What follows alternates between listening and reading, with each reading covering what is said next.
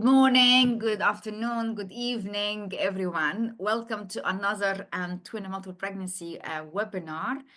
My name is Asma Khalil, and I'm a professor of fetal medicine. I work in the United Kingdom, and I'm joined by a team of experts and also Stephanie Ennis, who is not new to this webinar. You obviously met her before. And today, well, for the webinar today, I'm delighted to say that we have nearly 4,100 people registered for the webinar. So I would like to welcome everyone, and it's fantastic to see people from all over the world joining the webinar today. The webinar today will focus on sort of three areas. So the Isuog, the twin guideline update that we published at the beginning of this year. If Professor Lung, he had some technical issues, but if he's able to manage to share the screen, we would be able to also cover something about the latest evidence about NIPT. And we have Professor Conrado Coutinho, who is also going to share with us very interesting cases. And then Stephanie Ernest, of course. So I'm going to introduce them formally in a second, but just some housekeeping. Obviously, these webinars are recorded. So hopefully we started the recording. Yes, we have. And the recording is available free on the Gefoghealthfoundation Health Foundation website. This is a charity. So if you can actually register free, and then you'll be able to access this webinars, and also as long as the webinars from the previous, the recording of the previous webinars. I'd like to thank the sponsor. The sponsor of the webinar today is Samsung, and you saw the video, so thank you for their support for the educational activities. And of course, thanking all the team behind the scene who make sure that, that these webinars are organized and run efficiently. For the feedback, we will have a QR code for the feedback at the end of the webinars. Please fill it. We would love to hear from you if you have any suggestions for future webinars. And we tend to mute all the participants except the speakers, as well as so they obviously avoid any background noise. But as I mentioned, these webinars are recorded. So if you turn on your camera, obviously that's sort of identity. So it's just letting you know at the beginning of the webinar. So without further delay, I'd like to introduce the speakers of the webinar today. As I mentioned, Professor Tak Yong Lung from Hong Kong, from China. He's a professor of obstetrics and gynecology at the Chinese University of Hong Kong. He's the head of the fetal medicine team and assistant dean of the medical faculty. We have Professor Conrado Coutinho, who is also professor of obstetrics and gynecology in the University of São Paulo in Brazil. And we have Stephanie Ernest, who is a founder of the TAPS Support Foundation, and she's a speaker and advocate for the care of monochorionic twin pregnancies. So thank you very much. I'm extremely grateful for you joining us on the webinar today. In terms of interactions, please use the chat function. So let us know if you have any questions or comments. We'd love to hear from you. Certainly, one of the favorite part of the webinar is a discussion. So please engage and discuss with us and discuss and put things in the chat so that we can hear from you. Okay, so I'm going to start with the first talk. So I'm just going to share my screen, and I'm going to give you a really quick overview of the latest Isuog twin guideline that was updated and was published beginning of this year. And it's obviously a huge guideline, because you can see the list of the scope, so the areas that were covered in the guideline, and it covers both the routine screening and monitoring in twin pregnancies, and then also the role of ultrasound in diagnosing, monitoring, and managing complicated twin pregnancies. Let's start with basics. So how you actually date the pregnancy or determine the gestational age in twins. So of course you have two babies. In singleton, we use the crown lump in the first trimester to date the pregnancy. That's a practice in the UK and as well as in many other countries. For twins, you have two babies, so use a larger twin. And ideally, the crown lump length less than 84 millimeters, so that corresponds to 13 weeks plus 6 days. And so then, yes, there are some studies that suggested that maybe using the smaller, using the mean, but certainly in the guideline, we recommended that we stick with what we always recommended, which is a larger crown lump lens. And the same applies if the scan in the second trimester. So if you suppose you didn't have scan in the first trimester, Conrado tells me that in Brazil, not all patients have come there early. So if you scan them for the first time in second trimester, use the larger crown head circumference. That's in spontaneously conceived twin pregnancies. What about if the IVF or assisted conception?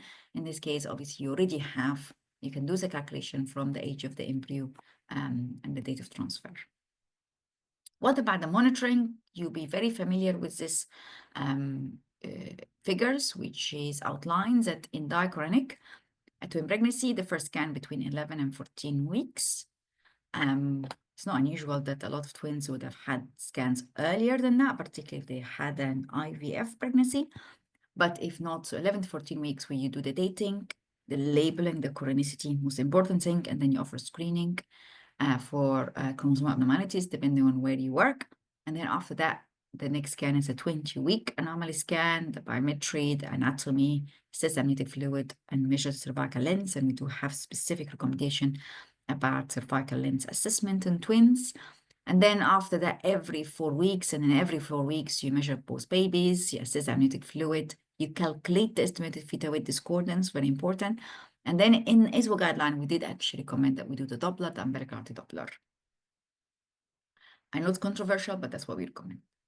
And then we deliver them at 37 weeks. In monochorionic twin pregnancy, the first trimester is the same, so dating, labeling, chronicity, assess or offer screening. And then after that, from 16 weeks, every 2 weeks until the end of the pregnancy, because you're monitoring for monochronicity-related complication, particularly TTTS, particularly selective fetal restriction, and TAPS. So we did recommend that you measure biometry, calculate the discordance, you measure the deepest vertical pocket because you're looking for the TTTS. And then we did recommend that we also do the Doppler, and just to point out the MCA because systolic velocity, looking for the TAPS or twin anemia polycythemia sequence from 20 weeks. Certainly, I think most centers would do from earlier, from 16 weeks, like my center, for example, because it's true that there are some cases of TAPS. I've seen cases of TAPS as early as 16, 17 weeks. So the monochronicity or related complication is a discordance in amniotic fluid volumes as twin-to-twin transfusion syndrome, or discordance in the size as a selective fetal ghost restriction, or discordance in the MCA Doppler or the TAPS, or in extreme cases when you have the TRAP or twin reversed arterial perfusion. Of course, the diagnosis of the label when it fulfills the diagnostic criteria. But it is true that more often you will have a degree of discordance, but it's not severe enough to reach the diagnostic criteria. So it's important that you know the diagnostic criteria, number one, and important to know what to do when you have discordance, but it doesn't leave this diagnostic criteria. So how often should I monitor these pregnancies? And is there any markers to tell us how to triage these patients? So this is what I showed you earlier, the flow chart for monitoring the monochorionic twin pregnancies. This is ultrasound views of what you need to obtain in terms of the biometry. You see here the T sign, the intertwin membrane, showing that it's floating, so there's no TTTS, measuring the deepest vertical pocket, and the Doppler assessment. So let's start with screening for chromosomal abnormalities. And I'm just going to share with you the latest recommendation we included in the updated version of the twin guideline. Is the fact that it is true now that the data is clear that the cell-free DNA is the most accurate form of screening for common chromosomal abnormalities, particularly Down syndrome, offered from 10 weeks. And for trisomy 18 and 13, also appears promising, but the data is limited because of the numbers. So what about if you work in a healthcare system where NIPT or cell-free DNA is not available? In this case, the recommendation is to screen using the combined test. And certainly there are some countries or healthcare system where they don't do the biochemistry component of the combined test. They can't do the PAP-A and beta-CG and correction for twins. In this case, you use a combination of maternal age and the nuchal translucency. And yes, the performance will be slightly lower, but not massively lower. What about if you have vanishing twin or vanished twin? In this case, just nuchal translucency with a maternal age, particularly if you have a fetal ball in the other sac. And certainly there has been some studies where suggest that maybe the BAP-A is the one that's maybe the levels that might not be accurate. So you can do the maternal age, the nuchal, and the beta SG. There was some suggestion study about correcting the level of the BAP-A for the age of the mice of the vanished twin. But the problem that you don't know when the baby died. You do the scan and you see that's already vanished twin. So you just taking the size is not very precise. So, and therefore I think it's maybe an interesting concept, but it needs to be validated and replicated in other studies before its recommendation or routine implementation. The self-reading or the NIPT in twins is really an area that's obviously almost becoming the standard practice nowadays.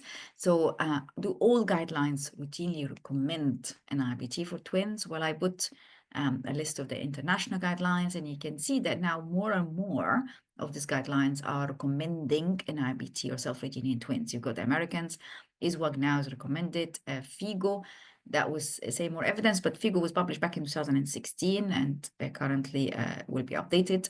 ISBD does recommend it, and RSWG, there is a draft guideline for NIPT, and it's likely the draft is a further evaluation needed because of the numbers. But as it's just a draft, it's not the final version. Okay, so what about invasive prenatal diagnosis? So suppose you've done the screening, it's high risk, or you've done the scan and already discordant anomaly or discordant nuchal translucency. What form of invasive prenatal diagnosis is recommended in twins? And in the guideline, we did recommend that CVS should be the preferred option compared to amniocentesis, and the main reason it allows you to have an earlier prenatal diagnosis, and that means you could offer earlier, safer, selective termination if this is what the parents want, compared to waiting to the second trimester. In monochorionic diameter twin pregnancy complicated by discordant anomaly, I think it's better to consider the option of amniocentesis or double amniocentesis compared to CVS because of the rare circumstances where you have heterokaryotype. So it's different genetic diagnosis in each baby. What's the latest evidence in this area is the risk of miscarriage or pregnancy loss before 24 weeks and the preterm birth less than 32 weeks in early versus late selective termination. In diachronate twins, if it's before 18 weeks, it's only 1% risk of loss or miscarriage. And if it's after 18 weeks, it's about 8%. And the risk of preterm birth less than 32 weeks is 3% versus 20%. Does amniocentesis increase the risk of miscarriage? And again, when we looked at the data, it doesn't seem to be the case. This is a meta-analysis. The risk of miscarriage in twin pregnancies undergoing amniocentesis was 2.4%, but also the risk of miscarriage or pregnancy loss, overall fetal loss, in those who did not undergo amniocentesis was also 2.4%, so similar. What about the CVS? And again, in the meta-analysis that we published, there was no really difference. It was 2% versus 1.8%. And therefore, we did say, well, actually, the fetal loss following CVS in twins is lower than previously reported. And it actually does not really differ between those twin pregnancies undergoing invasive procedures compared to twin pregnancies that did not undergo invasive procedures. But of course, there is controversial evidence in this area, whether adjust for the risk factors, but certainly one needle versus double needle or one entry versus double entry, it doesn't seem that there is a significant difference. Screen for preterm birth in twins, there is some changes in the updated version of the guideline. We do recommend doing cervical length assessment, and it's the most accurate form or method is transvaginal ultrasound scan. In the second trimester between 18 and 24 weeks with a cutoff of 25 millimeters to actually determine the increased risk of preterm birth. Okay, what should I do if a twin pregnancy with a cervical length less than 25 millimeter? In this case, we do offer cyclogest or progesterone. What about if a woman who had additional risk factors? So she had a previous preterm birth, singleton, and now she's pregnant, or twins, and now she has a twin pregnancy. Should I do longitudinal assessment? Should I repeat the cervical length? Should I do just one-off cervical length assessment? And in the guideline, we did say that maybe we should repeat the cervical lens at least once before 24 weeks, because if there is progressive cervical shortening. And this is, you can see, this is the data from the meta-analysis supporting the role of cervical lens as a good protector for early preterm births in twin pregnancies. As I mentioned, what should we do if you have a short cervix? The data suggests that we should offer progesterone, natural progesterone, so that's a cyclogest vaginally or rectally. As I said, that prophylactic use of it should be considered in twins with short cervix, but not routinely. So not to give it to all unselected twin pregnancies routinely, which some people do. What about the women presenting with a dilated cervix in the second trimester, so 1 to 4 centimeter before 24 weeks? This randomized controlled trial, I appreciate, is quite a small trial. But in this small trial, which we stopped early because of the fact that there was a large, significant difference, it was unethical to continue to randomize these patients. But in this small RCT, it's not perfect, but it's still an RCT. Certainly, the patient that were randomized to emergency cerclage or physical exam indicated cerclage with antibiotics and with indomethacin had significantly lower risk of preterm births compared to expected management. So relative risk, let's say, for example, less than 28 weeks, 40% in the group that has a cerclage, 84% in the group that had expected management, about 50% reduction. So actually this, considerably very positive results, and also reduction in the perinatal loss. So I think, or the perinatal mortality. The latest evidence in this area, this meta-analysis that we published in PLOS Medicine, we looked at the data on cerclage in twins and also in women or twin pregnancies presenting with a dilated cervix, but also we looked at the one that very short cervix, less than 15 millimeter. And when we combine the data together, you see similar effects. So it seems that the cerclage is potentially beneficial in prolonging the pregnancy, reducing the risk of extreme preterm birth. And also here you see that's reducing the risk of perinatal loss or composite adverse outcomes. Perinatal loss by about 60%, more than 60%, and composite adverse outcome by about nearly 30%. I appreciate it's mainly observational data, but it still looks promising. And therefore, in the guideline, we did actually comment that if you have a twin pregnancy presenting with a dilated cervix less than 24 weeks, that you could consider or offer the emergency cerclage with antibiotics and tocolytics. And then also we did say that it may be considered if in twin pregnancies with a very short cervix, 50 millimeter or less. What about fetal growth? How do you assess fetal growth in twins? Obviously, there are many formulas. And some people said, well, scanning twins is difficult. Why don't you just lose the abdominal circumference or the only, rather than estimating the whole estimated fetal weight? And in fact, if you compare the various equations, certain equations that have a combination of head biometry, abdominal biometry, and female length to calculate the estimated fetal weight is more accurate. And certainly the Hadlock formula is still the most accurate. And if you have discordance, which is very important that you calculate the estimated fetal weight discordant every scan from 20 weeks, is that if it's 25% or more, that we recommend early referral to tertiary fetal medicine center. Not necessarily treatment, but referral for further assessment, Dopplers, and monitoring closely. And certainly, how do you diagnose selective fetal restriction? In twins, we often say selective fetal restriction because it's rare that both babies are growth-restricted. It happens, but it's really rare. Most of the growth-restriction in twins affects one baby, more than 90%. And therefore, you often see the term selective fetal restriction. How do you diagnose it is when you have one baby with estimated fetal weight less than 10 centile plus discordance of 25% or more, or sometimes discordance of 20% was also acceptable by some guidelines, increase or highlight that this pregnancy at risk of adverse outcome and therefore needs more frequent monitoring, so maybe weekly scans or every 2 weeks in the Aquarius twins. So diagnostic criteria of selective fetal-growth restriction, that was the Delphi that we published a few years ago and now almost becoming the standard, is that if we have one baby with estimated fetal weight less than 13 pounds, that's enough to diagnose selective fetal-growth restriction, whether in dichorionic or monochorionic twins. But if you use the conventional cutoff, most of us use this, the less than 10 centile, because often the software that you have might not give you the precise centile. If you use the conventional cutoff of less than 10 centile, you need to have, in addition, discordance of 25% or more, or abnormal umbilical artery Doppler. How do you manage these pregnancies? How often should I see them? And when should I deliver them? In dichorionic twins, most people would say just manage them as singleton. That's true to some extent, but with a caveat that I'm going to share with you in a second.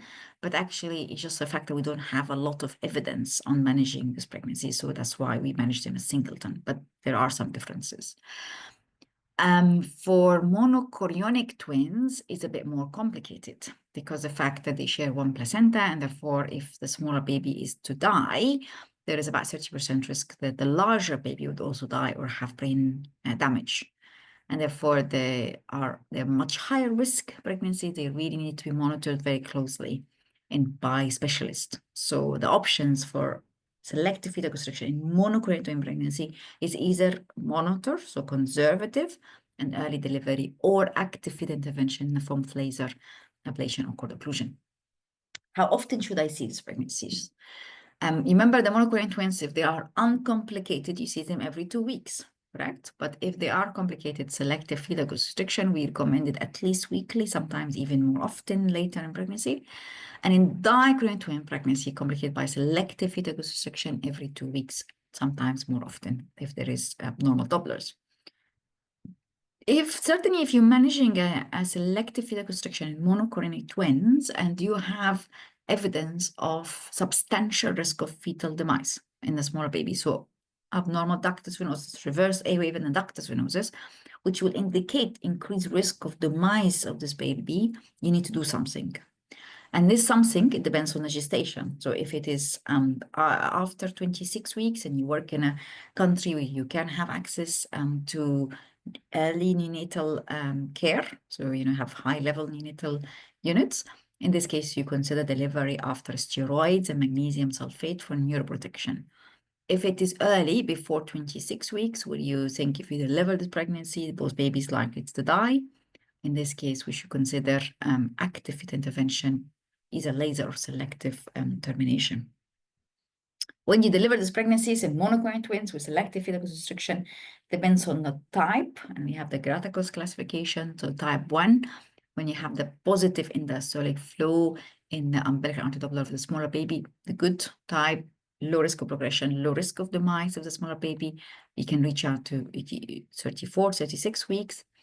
While in type 2, which you have absent or sometimes reversed endostolic flow in umbilical artery Doppler of the smaller baby, that's the worst one, high risk of progression, high risk of demise of the smaller baby, and the consequences on the larger one. Or type 3, when you have this unusual pattern of intermittent reverse endostolic flow in umbilical artery Doppler of the smaller baby, again, unpredictable with the risk of demise of the smaller baby and the consequences on the larger baby. So type 2 and type 3, we suggested to delivery at 32 weeks or earlier if there are signs of deterioration. That's not really based on a randomized control trial. That's just based on observational studies and consensus opinion.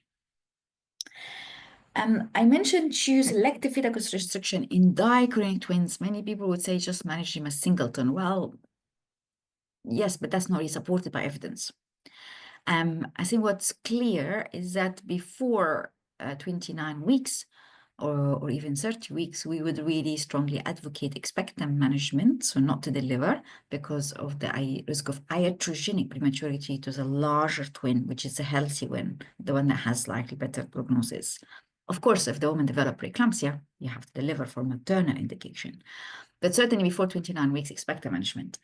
After that, you see the threshold for delivery is actually very similar to the threshold for delivery in singleton pregnancy with fetal growth restriction.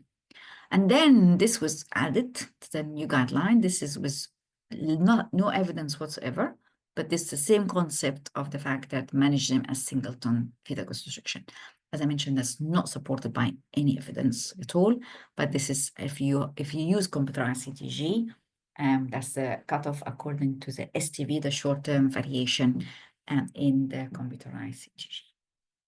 As I said, applying just a fetal restriction singleton, but that's not supported by evidence. What about if you have single endocrine demise?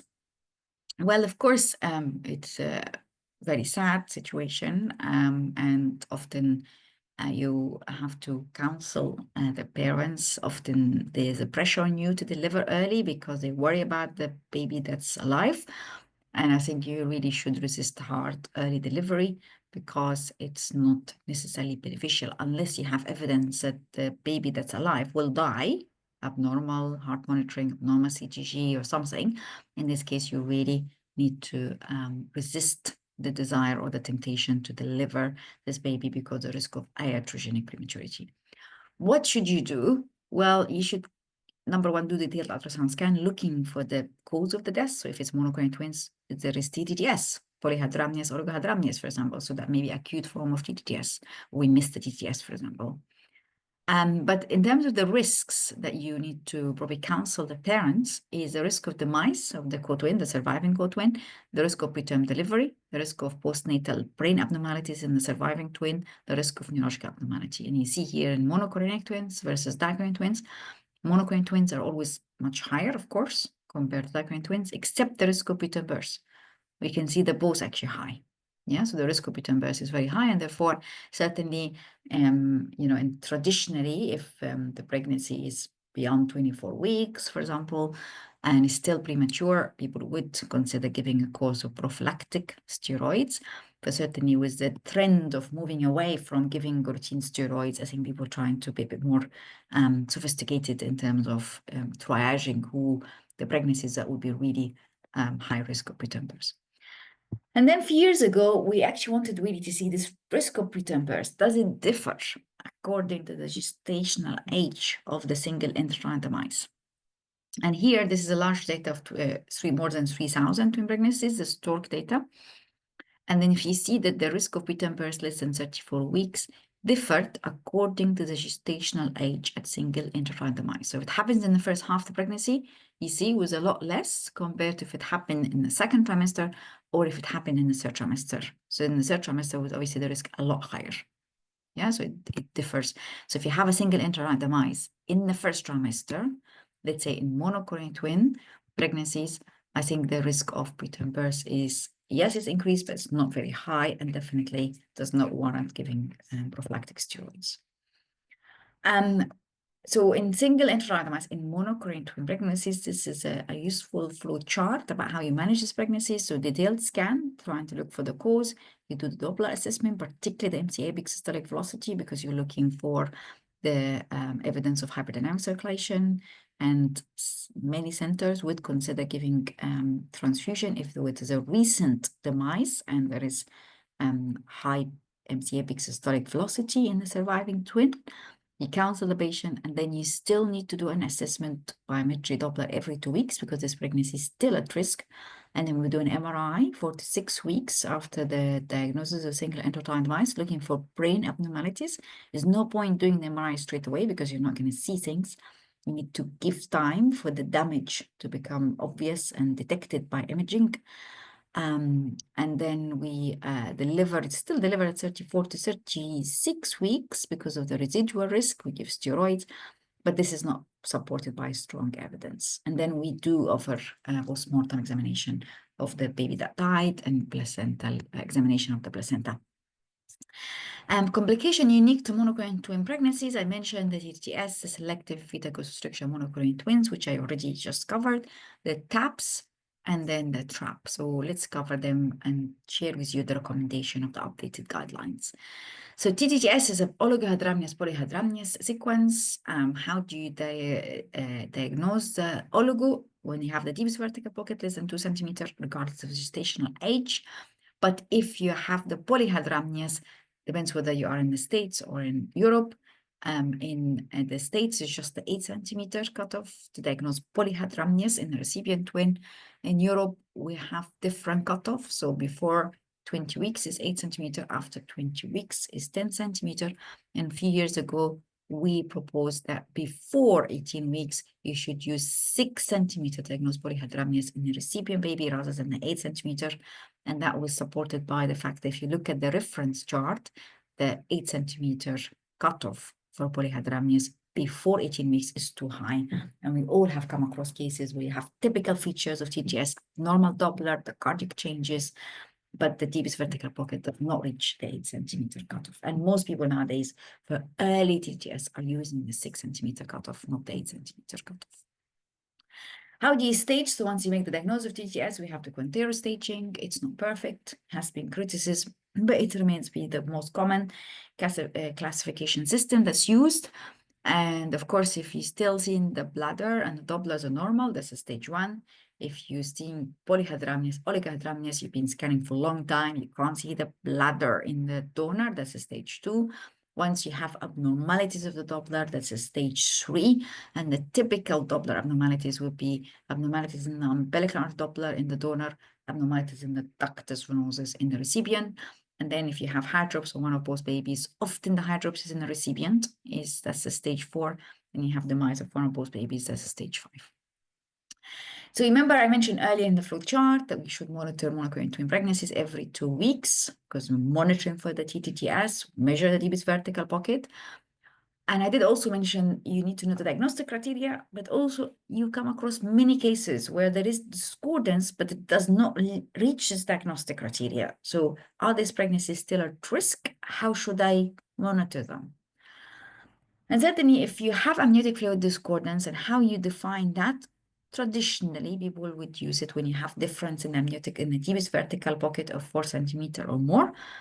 They still have risk, but the risk is small. So the low risk of progression to severe TTS is only about 15% will progress. In these pregnancies, outcome is very good. The overall survival is more than 90%. So you need to be reassuring for these patients that you need to see them weekly to look for progression, at least for 4 or 5 weeks. Okay, so we know that in TTS, the recommended first line is laser because that's supported by randomized controlled trials, and Cochrane reviews say that laser is better than amnio reduction or amnio drainage, better survival, low risk of disability.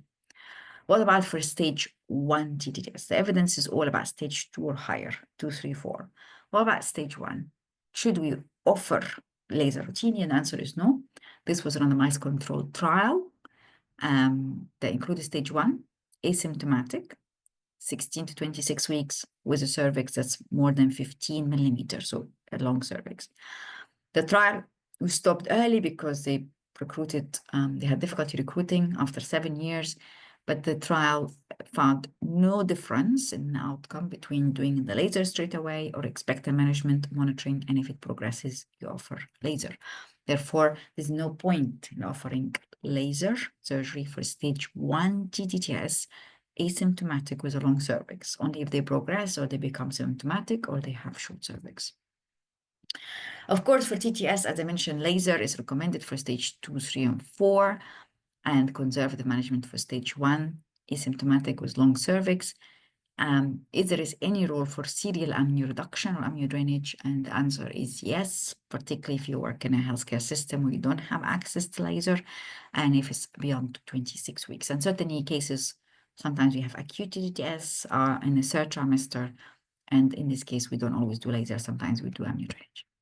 When you deliver these pregnancies, and the recommendation, we kept the same recommendation, the previous version, 34 weeks, because we didn't have any evidence otherwise. But this is also controversial because, and this is not supported by a randomized controlled trial. The reason why 34 weeks, because there's a potential residual risk for these pregnancies. But there are certainly some centers where if the pregnancy remains uncomplicated, they might carry on until 36 weeks. In my practice, I deliver them at 34 weeks. And we move on with another monochorionic complication or monochorionic twin pregnancy complication, which is the TAPS, twin anemia polycythemia sequence. So one baby is anemic, pale, another one is red. That's a lemonade blood. This is a ketchup blood. It's an easy way to explain it to the parents.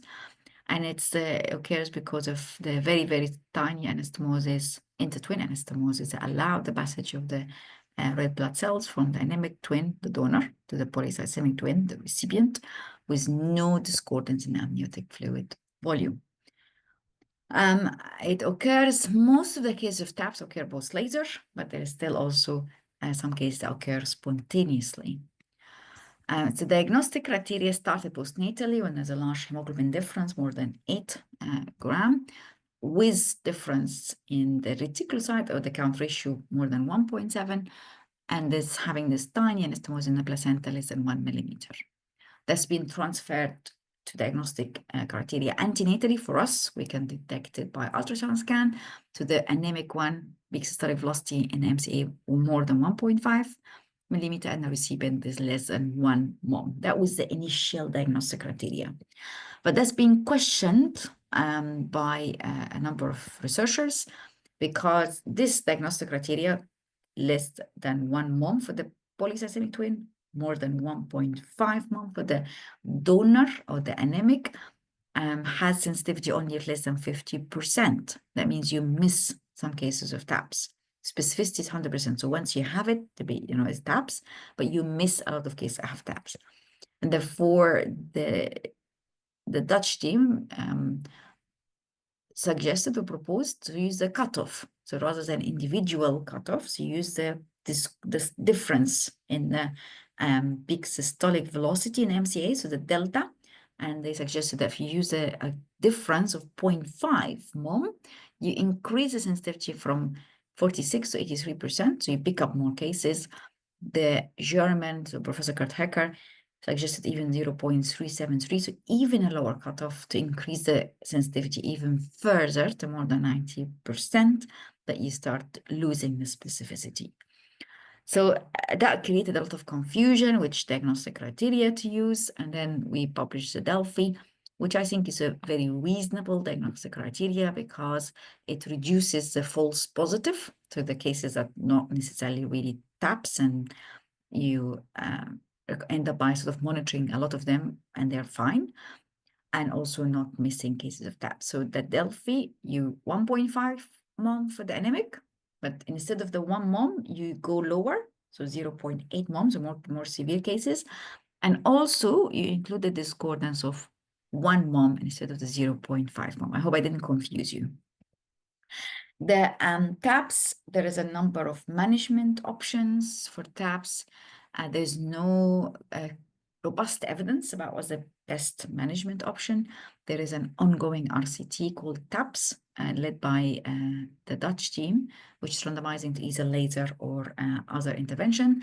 But certainly the management option that we have is from expectant management, which is reasonable in stage 1 or mild cases of TAPS, to preterm delivery. So that's in TAPS, that's after 32 weeks. I think it's reasonable to give steroids, magnesium sulfate, and deliver, or laser surgery, similar to what we do for TTTS, or transfusing the anemic twin and partial exchange or diluting the blood for the polycythemic twin, or selective termination, particularly if there is discordant anomaly or one of them is hydropic. But it is tricky because, as I said, when you see more cases, many cases of TAP, sometimes it's not as straightforward. And certainly because you don't have a clear evidence to support your intervention.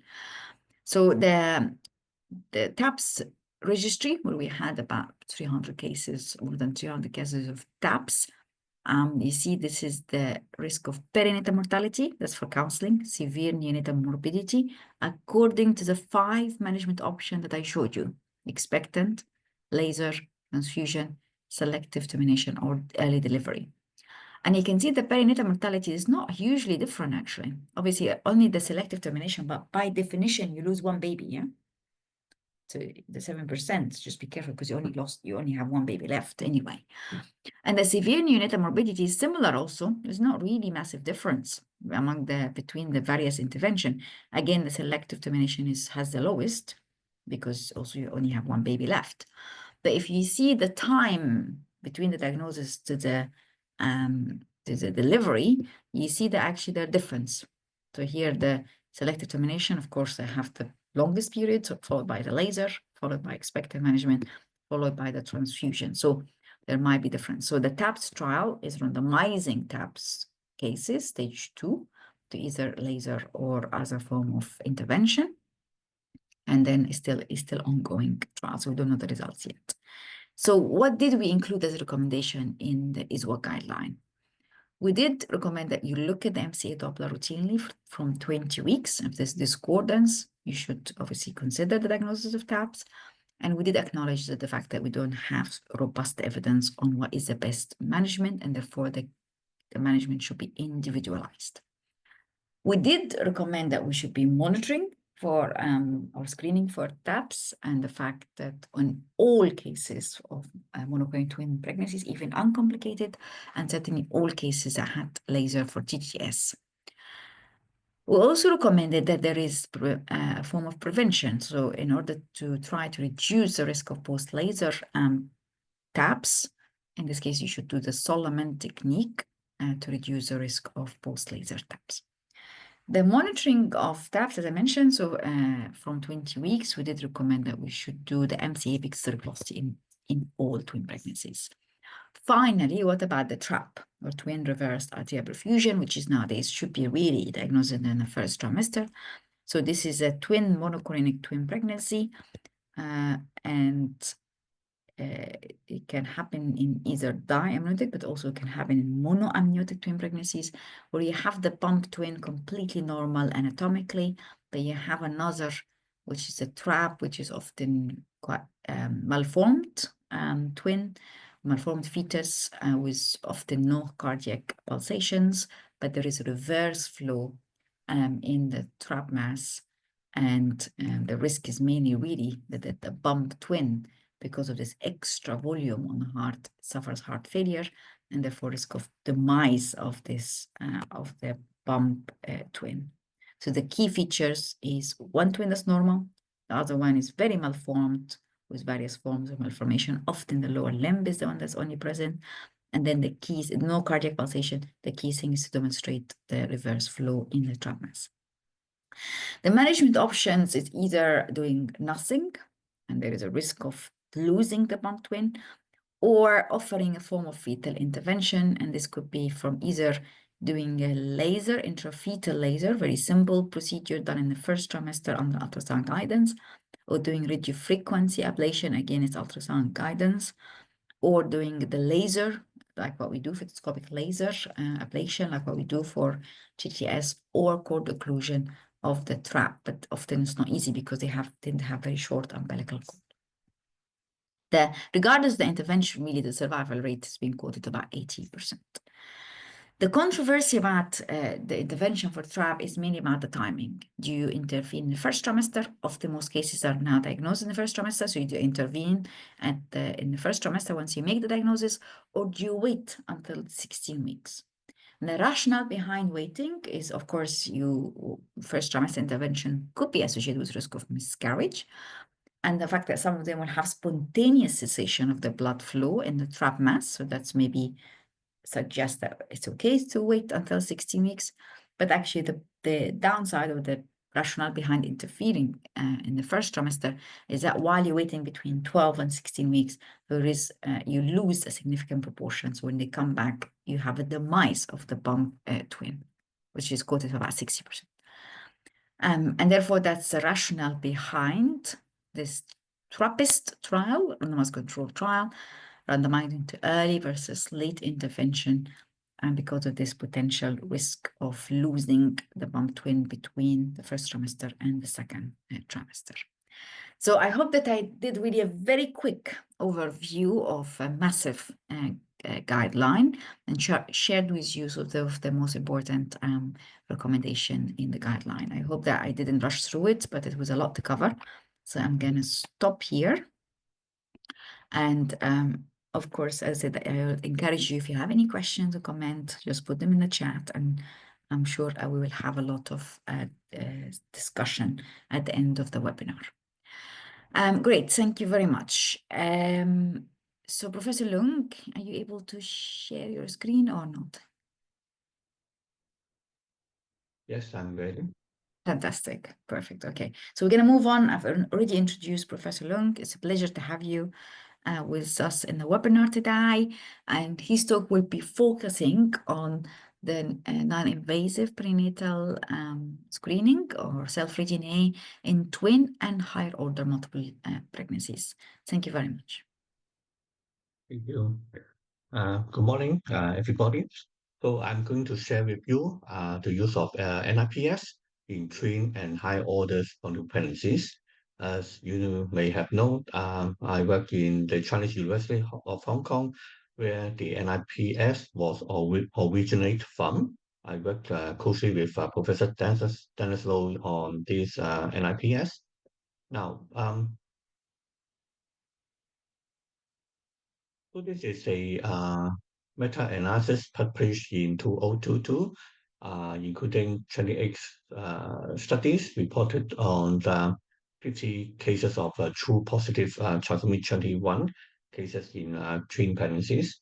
And you can see here, compared with singleton NIPS for twin pregnancies for trisomy 21, can achieve a detection rate and false positive rate closely to that of singleton.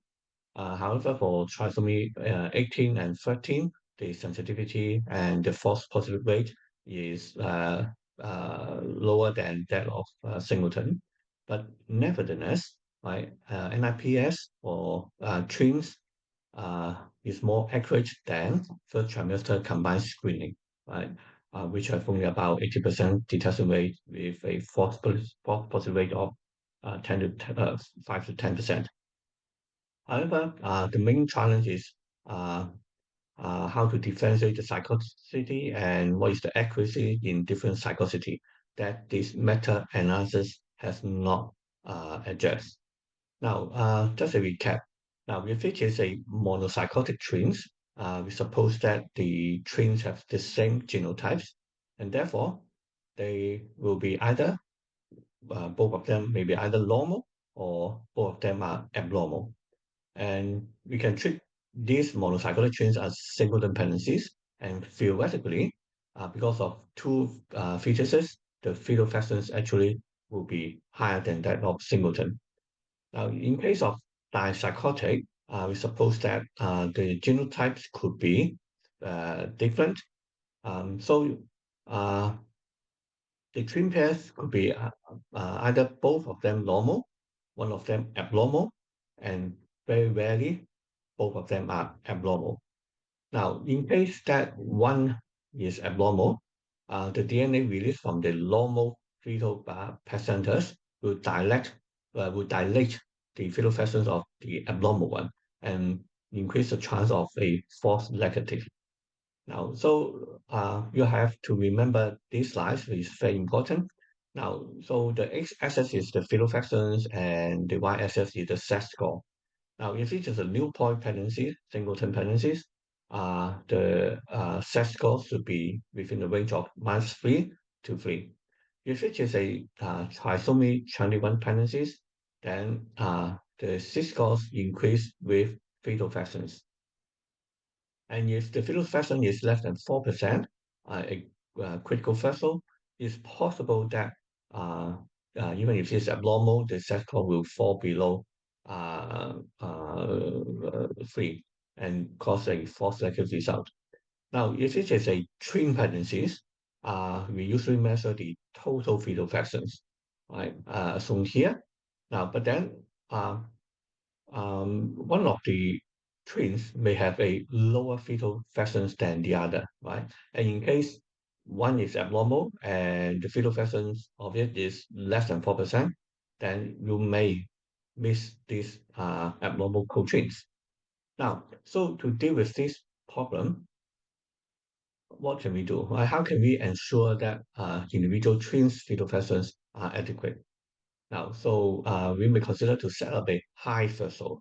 For example, for singleton, we use 4%. For twin pregnancy, we use 8% or even 10%. But then, if we use a higher threshold, we may have a higher non-reporting rate. And secondly, the fetal fractions are not equally shared between the two co-twins, right? So if you take 8%, not necessarily both of them are at 4% level, right? Some may be lower, some of the coaching will be higher. So it still cannot guarantee a good quality of your test. Now, so how can we assess the individual train's fetal fractions? Now, we can use the Y chromosome DNA, but it can only be applicable if in the twin pregnancies, one of them is a male and the other is females. Otherwise, you can't use this method. The cell-free DNA fragments length, and we know that shorter the length, the more likely will be from the fetus. But then it cannot tell you the different twins. Same for methylations, right? Now, so the only ways to differentiate the twins is using this sleep method, single nucleotide polymorphisms. Now, what is that? We know the nucleotypes are the ATCGs, right? And sometimes we may have a single nucleotide change, right? This change is usually occur in the non-coded regions, and therefore, even if there is a variations, it's seldom cause disease, which is non-pathogenic variations. Now, it happens in many sites in all chromosomes. So, and individuals may have different sleep, right? And you can label it sleep one, two, three, and so on. Now, so two alleles for each sleep can be denoted by A and B, right? Now, in case the mother may have a sleep that is AA or AB that is different. Now, we just focus on those sleep that on the maternal side, they are the same. And then for the paternal side, it could be AA, AB, and BB. So that for the fetus, the inheritance pattern will be either AA, same as the mother, or AB, which is different from the mother. Right. Now, so for this particular sleep, right, we may identify that uh, some may be the same as the mother, which is non-informative, and some sleeps will be different from that of mother, which may help us to differentiate the fetal fraction from the mother. Now, so if it's A, fetus is AB, then the total uh, um, uh, portions of the fetus, right, can be calculated in this way. Okay. Now, so let's say the mothers have different sleeps, right? Labels are 1 to n, and if it say singleton, then the fetus may have the same as the mother or have a different sleep from the mother. So this the same one are non-informative, while the different one will be informative, and we can calculate the fetal fractions. Right. Now, let's say it is a monocyclic twins. Right. As we mentioned that the monocyclic, the genotypes are the same, and therefore, uh, all the sleeps will be concordant between the twins and could be different from the mother. Right. And in this way, we will be able to uh, identify that if it is the same, right? Then we will be able to confirm that it is a monocyclic twins. Now, when this is a paper we published 12 years ago, right, to demonstrate this principle, right? So this is a four pairs of monocyclic twins, and you can see that, right, all the fetal fractions measured by the state are quite consistent, right, over all the sleep, right? This is one of the monocyclic twins, and this is the other monocyclic twins, right? So this is all concordant. Now, but let's say it is a dicyclic twins, right? Then the twins pairs could have different sleeps. Some may be the same, concordant between the twins, right? Some may be discordant between the twins, right? Now, so in this situation, then the fetal fractions measured by the different sleeps will be fluctuate, right? So you can see here four pairs of diacetyl twins, and you can see the fluctuations, right? So some will be the same, and therefore the calculated fetal fraction will be higher. some this will be discordant and that will be lower, right? So this is a discordant pattern, whereas in monocyclic twins, this more concordant, right? Now, so using this sleep method, we will be able to differentiate whether it's monocyclic and dicyclic.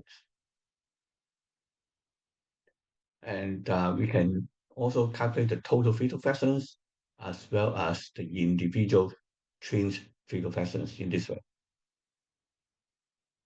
Now, so this is a paper we published some 12 years ago, and we confirmed that using this method, we'll be able to differentiate dicyclic and monocyclic twins, and we measure the fetal fractions using sleep and other methods, right, which is uh, concordant. And we also identified that in two pairs of twins, one of them is a trisomy, and it shows a higher set score. Now, so this is one of the case, and the set score is on here. Now, this is the total fetal fractions, and you can see that right, the set score is not concordant with the total fetal fractions, but concordant to one of the twins fetal fractions. And in this way, we'll be able to tell that um, the NIPS is positive and pointing to that one of the dicyclic twins is a trisomy. And this is the same for the second case, right? So the expected sexual is here, but actually it's there, and it is more correlate to one of the twins fetal fractions instead of the total fetal fractions. Now, so using sleep analysis, we'll be able to identify the cyclicities as well as the fetal fractions contributed by individual twins. And we also know that whether one or both of them is aneuploidy or not. And of course, we still don't know which twins is abnormal. We still require the ultrasound to identify which one is abnormal. Now, so this is a paper published some years ago, just to show that among the normal monocyclic twins and dicyclic twins, what is the distribution of the fetal fractions compared to singleton. Now, so regardless whether it's monocyclic or dicyclic, when we compare the singletons, the mean fetal fractions is higher than that of singleton by about one third. And we just look at monocyclic twins combined fetal fractions versus singletons is similar, about one third higher than singleton. Dicyclic twins also similar. And if we look at individual twins in dicyclic pair, then you can see that it is lower than that of the singleton, about one third. All right. And compare monocyclic and dicyclic twins, they are similar.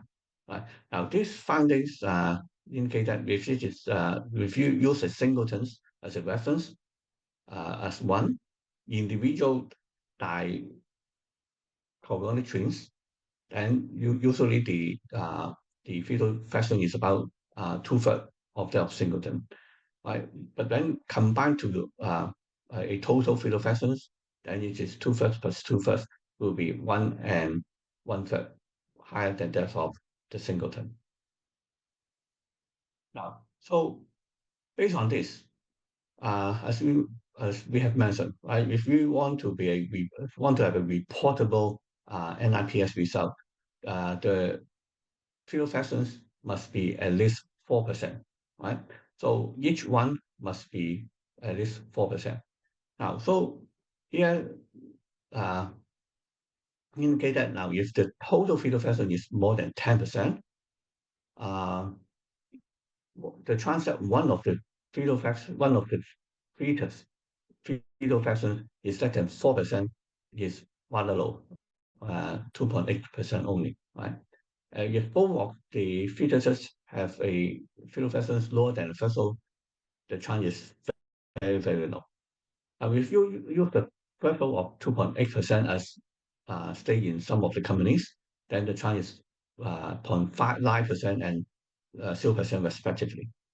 Now, but if the total fetal fractions fall into a range of 8% to 10%, now then you can see that is higher chance that one of the fetuses may not have a fetal fractions uh, adequate enough for the analysis. Now, the chance is 45%, right? It's quite high, right? Now, if both of them are less than 4, then the chance is still low, right? But you don't want to miss anyone, right? So 8 to 10% is not sufficient. If you use a lower threshold of 2.8%, then it is 2.3. The chance is 2.3%.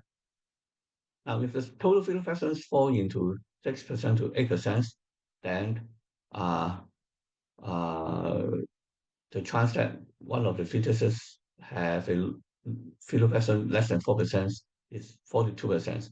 And both of them have a insufficient fetal fractions is actually very high, 60%, right? And if the total fetal fraction is fall into the range less than 6%, then very likely that it is a non-reportable, non-reliable uh, uh, uh, analysis. So based on this, right, for twin pregnancies, right, the total fetal fractions should be at least 10%, right? And this also shows that the trend of the fetal fractions in relation to gestational age. And this is a singleton, slightly increased with gestation, and this is monozygotic twins, and this is dizygotic twins. And this is the fetal fractions varies with the maternal weight.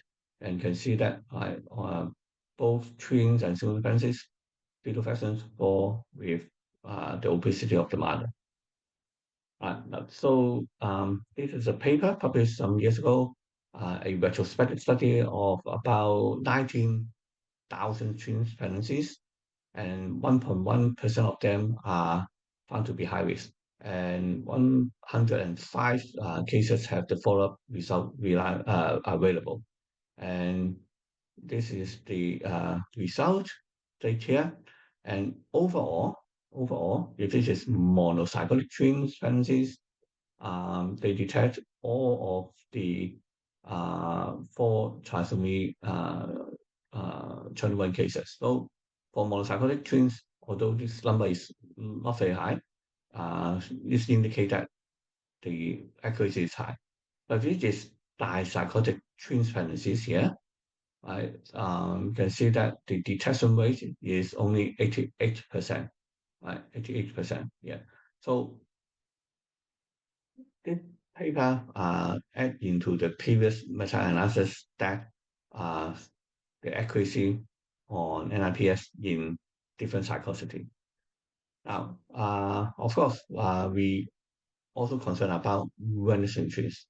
And usually if there's one abnormal twins, it may vanish, right? And these vanished twins may still have this placenta releasing cell-free DNA fragments, and that may affect the NIPS result. Now, so the abnormal vanished twins placenta may still release DNA, leading to false positive result for the remaining normal twins. And this may also cause some sex disconcordance. And so this is a paper published 10 years ago, right? So they have 30,000 cases, uh, originally said to be single dependencies, but actually using a sleep method, they identified 130 cases of vanished trees, right? And five of them have the timing of the field demise identifiable stage here. Gestational age range from 7 to 8 weeks. And this is the gestational age when the NIPT were performed. And you can see that the interval varies from 2 weeks to 8 weeks long. And this is the fetal fractions of the Venus twins, which can be assigned as 11%. And it seems that these fetal fractions may not very correlate to the timing of demise as well as the interval between the demise and testing of NIPS. Right? Now, um, so it's still a chance in NIPS for a twin pregnancies with a Venus twins. Usually, we'll try to do the NIPS after a longer interval from the fetal demise. But of course, you need to individualize different cases, depends on the gestational age and so on. Now, this is papers on the Venus twins um, just to show that now, if this is a twin pregnancies with one vanish, if you have a positive NIPS result, the chance of having a true positive or for the remaining twins is 20%. Another 71%, the positive result could be actually from the vanish one. And this is transmit 21, and this is transmit 18. Right? If you have a Venus twins pregnancies, if you have a positive result for transmit 18, then you will be 38% chances uh, from the remaining twins, while 54% chances from the Venus twins. And same for transmit 13 here. Um, the chance that you'll be from the registrations is as high as 86%. So in that case, what is our management options? Now, of course, right, if you have a positive result, you want a diagnostic diagnosis, then no way but to do an invasive diagnostic procedures, probably by immunocentesis. And you may also consider, right, to monitor the trend of the fetal fractions as well as the trend on the sex score, which is declining with time. Then it may indicate that the positive results could be from the Venus twins. And then if it turn out to be negative afterwards, then you may consider not to proceed to an invasive diagnostic test. Now, but then you also have to bear in mind the Venus fetuses could happen in multiple pregnancies, right? It could be a triplet to start with one Venus or two Venus. Now, that may also make the NIPS more complicated, right? So if it is IVF pregnancies, you have to know how many embryos has been transferred into uterus.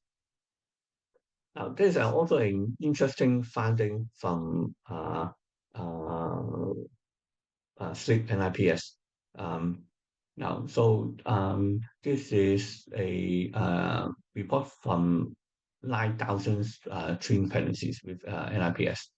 Now, using the sleep, we want to know whether it's monozygotic or dizygotic and whether it's concordant with the ultrasound finding. Now, so if you find that it is okay, it's a twin pregnancies, and using the sleep method, you will find that about one third of them are monozygotic, two-thirds of them are dizygotic.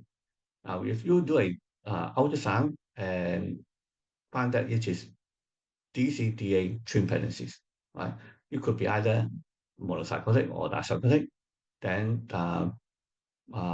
you can see here nearly 90% will be disolyl twins, while about 14% will be monozygotic.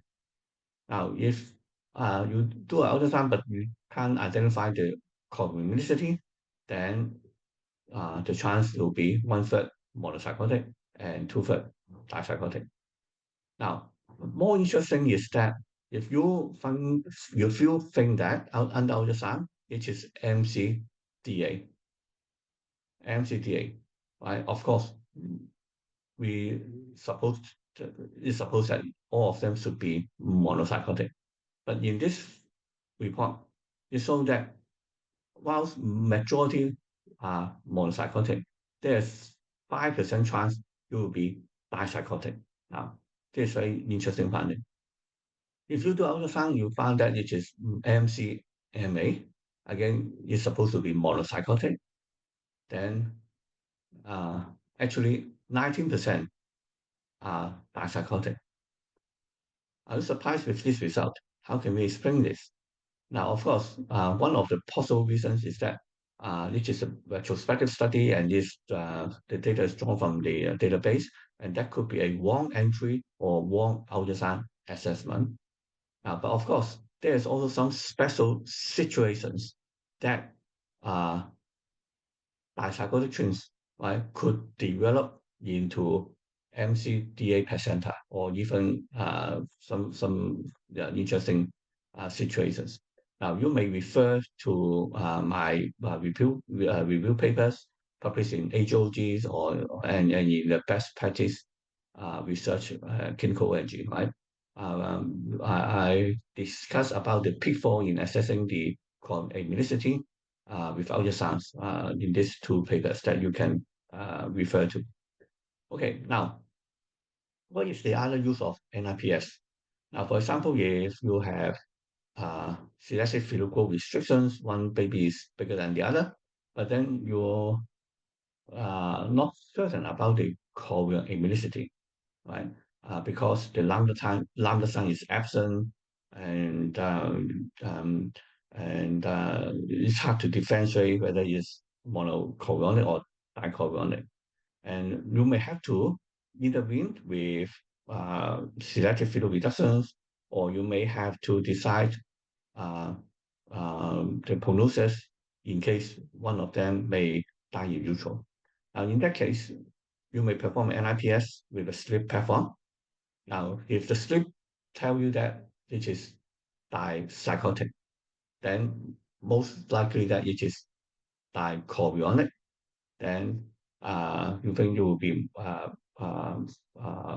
that the twins are independent, and you don't worry one of them will be die in neutral, or you can use a KCL instead of um, laser or radio frequency to do a fetal reduction. Now, of course, with the NIPS sleep method tell you that it is monocyclotic, then it can still be DC or MC. Then you still have the chance in the management. Now, lastly, um, what is the diagnosis here?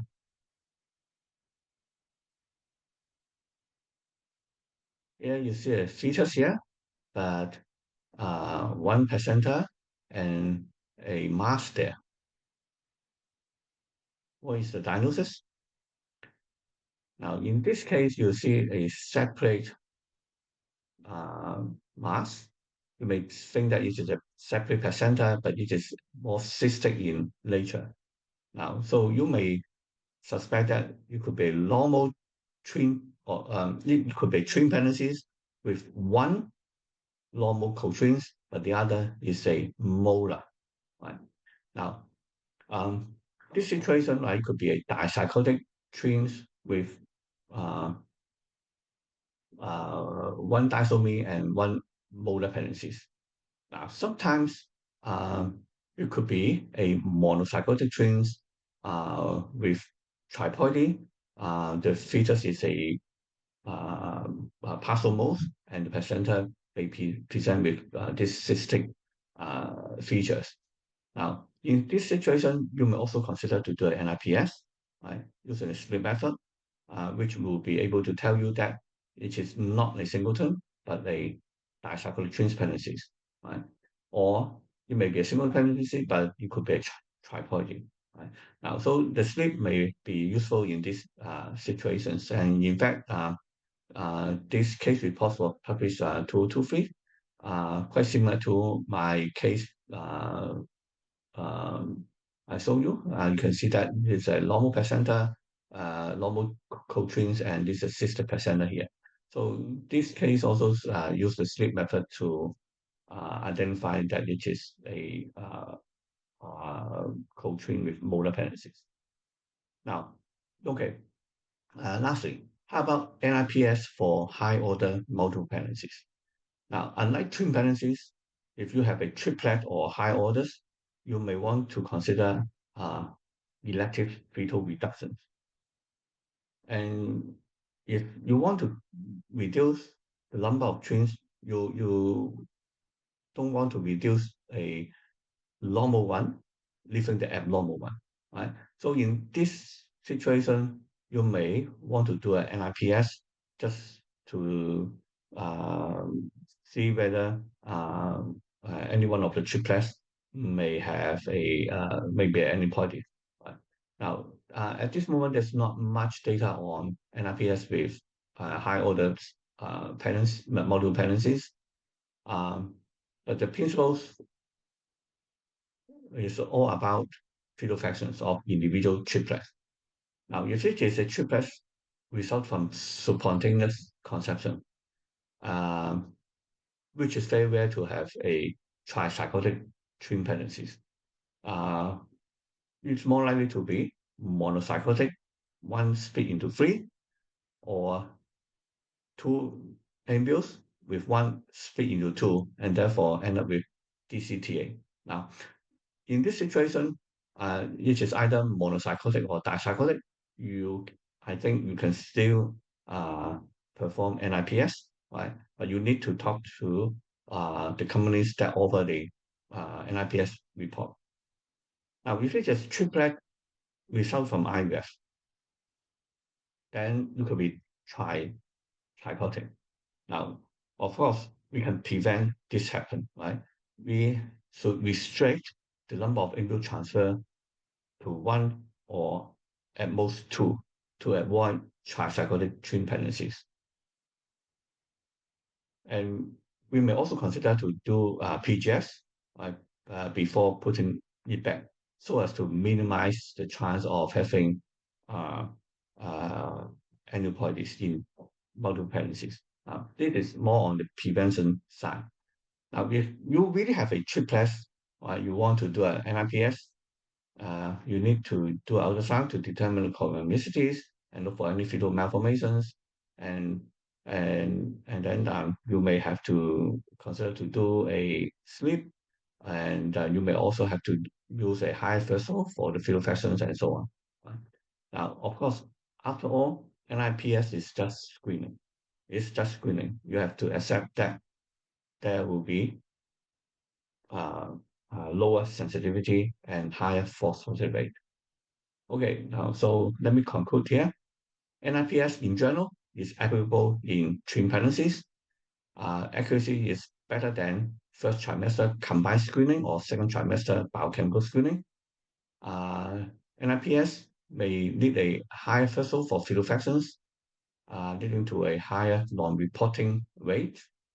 And sleep platform NIPS can differentiate the cyclicity, and if it is dicyclic, we can use this to estimate individual fetal fractions to ensure adequate fetal fractions for meaningful analysis. You can also use it to determine how many twins are affected, um, but you cannot tell which one is abnormal. You still use ultrasound to identify the abnormality. For vanishing twins, it may give rise to a discordant sex result or a false positive NIPS result. If you're suspecting vanishing twins, you monitor the trend of the fetal fractions and the sex score. And if chorioamicity is uncertain, and it's important to note it for the management of, for example, fetal restriction, then you may also perform a sleep NIPS to assess the cyclicity. Motor pregnancies with coexisting with a fetus using sleep, it may also help you to differentiate if it is a normal fetus with a complete mole or a partial mole. All right, thank you very much. Thank you very much. That was what is this more? No, the screen. No, finish. Yeah. Okay, so I think we can and share the screen. That was fantastic. Thank you very much. Really informative for a topic that's actually quite complex, and I think a lot of people find it difficult to navigate the interpretation of the cell-free DNA, especially when you have a vanishing twin. Should you offer it? Should you not offer it? What the guidelines show? Do you repeat it? How far did you repeat it? What about in triplet pregnancy? So I'm sure there will be a lot of discussion about that at the end of the webinar. So I hope you're able to stay with us. I know you're away, but I hope you're able to stay with us until the end of the webinar. Now we're gonna move to the cases, which is often very interesting part of the webinar. And it's my pleasure to introduce Professor Conrado Coutinho. I did actually introduce him earlier among the list of the speakers that we have. He have a list of really interesting cases that he will share with us. So Conrado, please go ahead.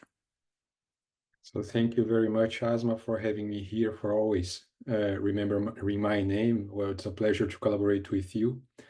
Can you see my slides? Yes. And well, thank you very much also to Samsung for supporting this activity. It's really hard to have nearly 1,000 people on a Sunday morning here in Brazil, at least. And well, let's try to talk a little bit about some interesting cases about twin pregnancies. So here is just to show where I am, Ribeirão Preto, near São Paulo in Brazil. It's a medium-sized city in Brazil, and this is my hospital in my university, University of São Paulo at Ribeirão Preto. And let's start with an easy question. It should be easy to define chorionicity, isn't it? So which one of these do you would rather to have as a patient? Well, I'm not sure if I'm going to, at this point, I'm not seeing the chat, the chat box, I'm only seeing my slides, but I'm completely sure that all of you would rather having the patient on the right as a patient, a dichorionic pregnancy with this full lambda sign, instead of a monochorionic pregnancy where we can see this T sign or sometimes an empty lambda sign without this trophoblastic tissue, indicating that here we have only one placenta and here two placentas. So I think this is the easy part of my cases, and Asma has already presented and showed the importance of defining chorionicity in every twin pregnancy. It will have an impact on how you are going to follow these pregnancies afterwards and the risks that may arise and that are increased in monochorionic twin pregnancies. So unfortunately, this is not that easy in low and middle income countries like my country. And many times what we have to do is to define chorionicity later on in pregnancy. So let's present this first case, a case of Mrs. A, 21 years old, first pregnancy, natural and conception and an unplanned pregnancy, nothing pathologic on her side, a BMI of 30. And this patient was referred to our service only because she was diagnosed with a twin pregnancy. And these are, she had two previous ultrasounds before arriving here in my service. First ultrasound, and here you can see that a very late ultrasound, 16 weeks and 3 days, BPD's same size, description of a single anterior high placenta, and it was labeled as monochorionic diamniotic. And then this patient had already another ultrasound, 24 weeks and 1 day, similar sizes, normal fluids, description of a single placenta, same-sex fetuses with normal Dopplers, and also diagnosis of a monochorionic diamniotic pregnancies. But unfortunately, no images were attached to this ultrasound report, so we couldn't analyze and look for signs of mono or dichorionicity at this point. And this patient arrives at our service with 26 weeks and 1 day. So this is my initial scan for this patient, 26 weeks. And as you can see here, both placentas are anterior high as previously described it, and they were continuous masses. It was apparently one continuous anterior placental mass. So everything goes similar to what was previously predicted by previous ultrasounds. And we also could confirm that the fetuses have apparently the same sex, so it's fine with monodi pregnancies. But have a look at this sign here. When I saw this, well, things got a little bit more complicated. Doesn't it look like a lambda? This was my first question, my first assumption. So is this really a monochorionic diamniotic pregnancy, or are we talking about a dichorionic pregnancy? But well, we are at 26 weeks. Lambdas are not common at this gestational age usually.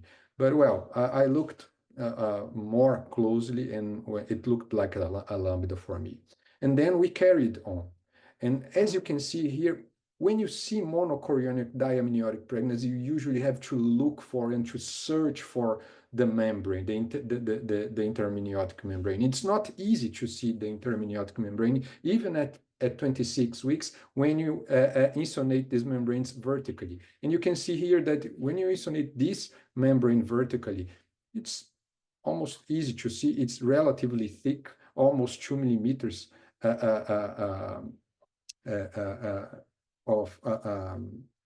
the measurement of this membrane. And you can see here that it seems to have some separation of the membranes as well.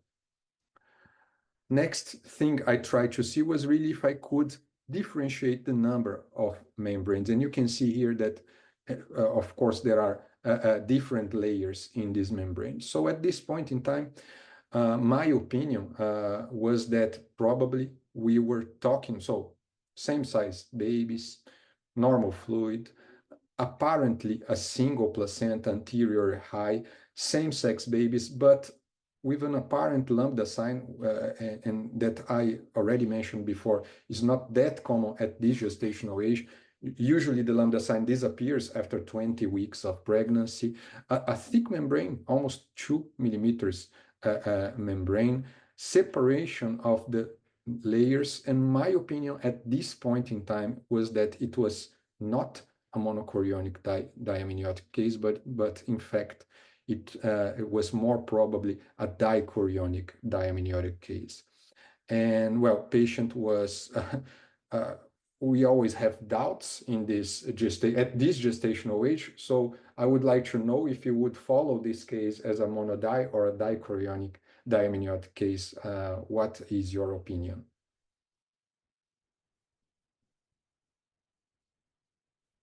Are you asking everyone or are you asking me?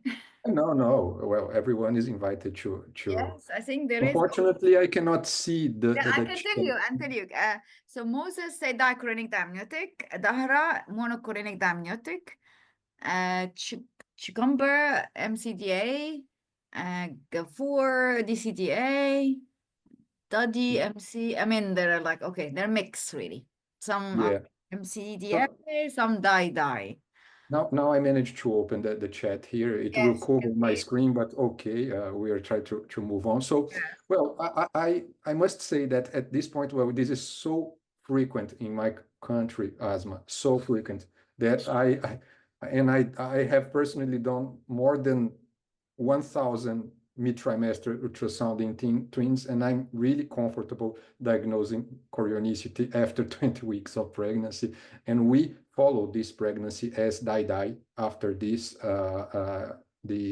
ultrasound examination.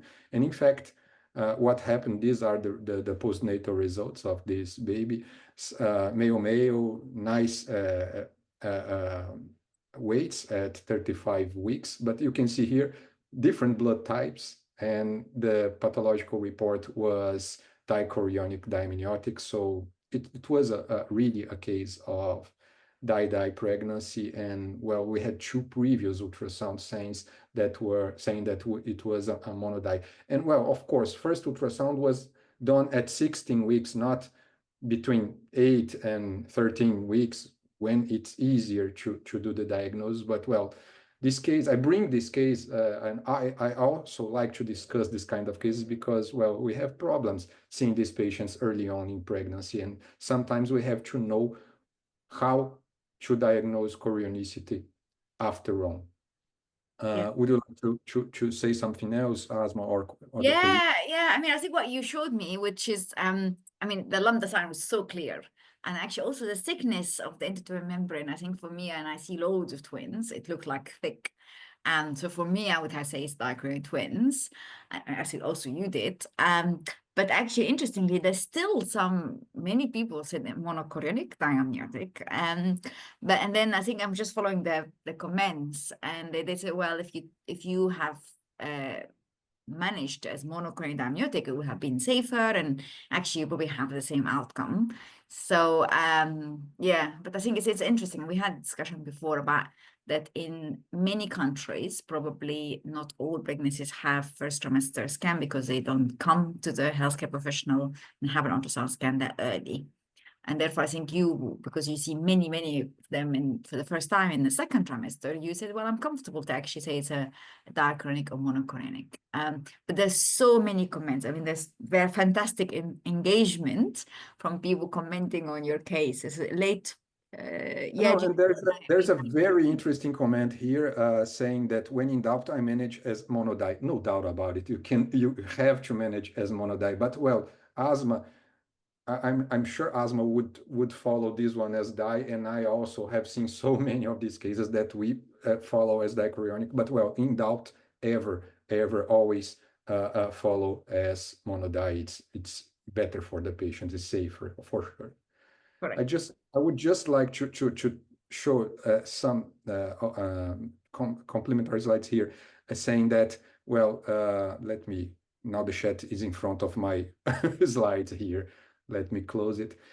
So here we see around 100 twin deliveries, pregnancies, and we have 100 cases per year.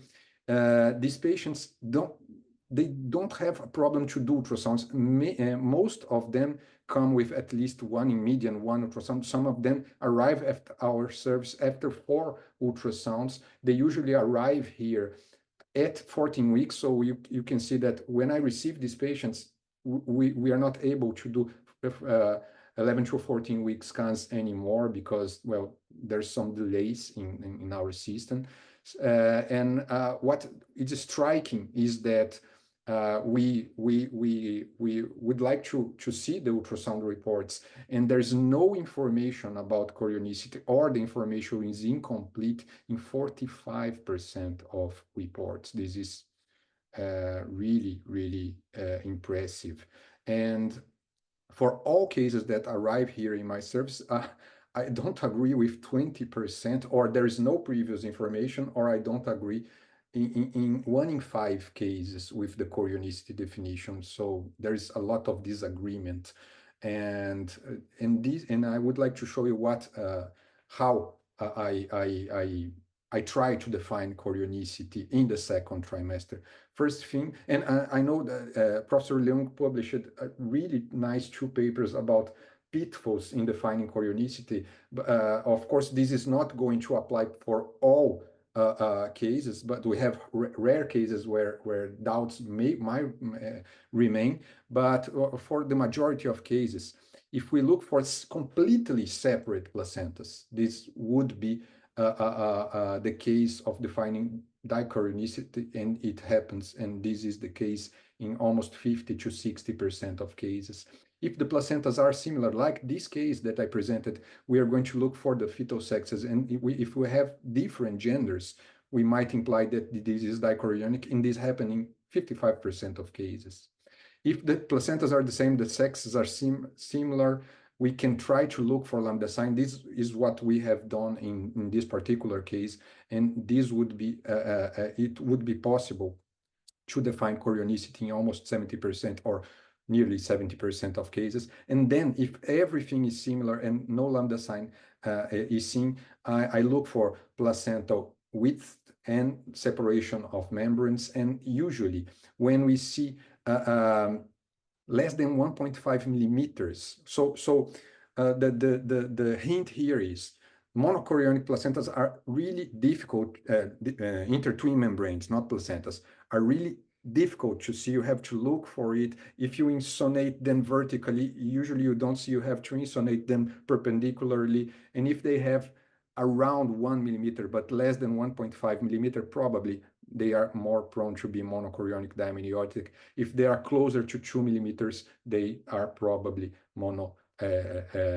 dichorionic. So this is what we do. And of course, if you can't see any membrane, or if the twins are conjoined, it's obviously mono-mono case, and there's no doubt about it. And the literature shows similar results. So last message for this first case, there is no twin pregnancies. Twin pregnancies are always monochorionic or dichorionic, and this has to be written in capital and red letters on your ultrasound report. I think this is the end of my first case, Asma. I think you are on mute. Sorry, no, I was just saying this is fantastic. It's really nice. So please go ahead. You've got a few cases. Nice. So next case, also from my service, Miss Zan, 23-year-old, first pregnancy, natural conception, planned pregnancy, nothing wrong in terms of previous pathologies, BMI 29, and she arrives at our hospital at 17 weeks and 3 days. See, another late referral with the diagnosis of a monochorionic diamniotic twin pregnancy. And this is, she also had 2 previous ultrasound before arriving at our service.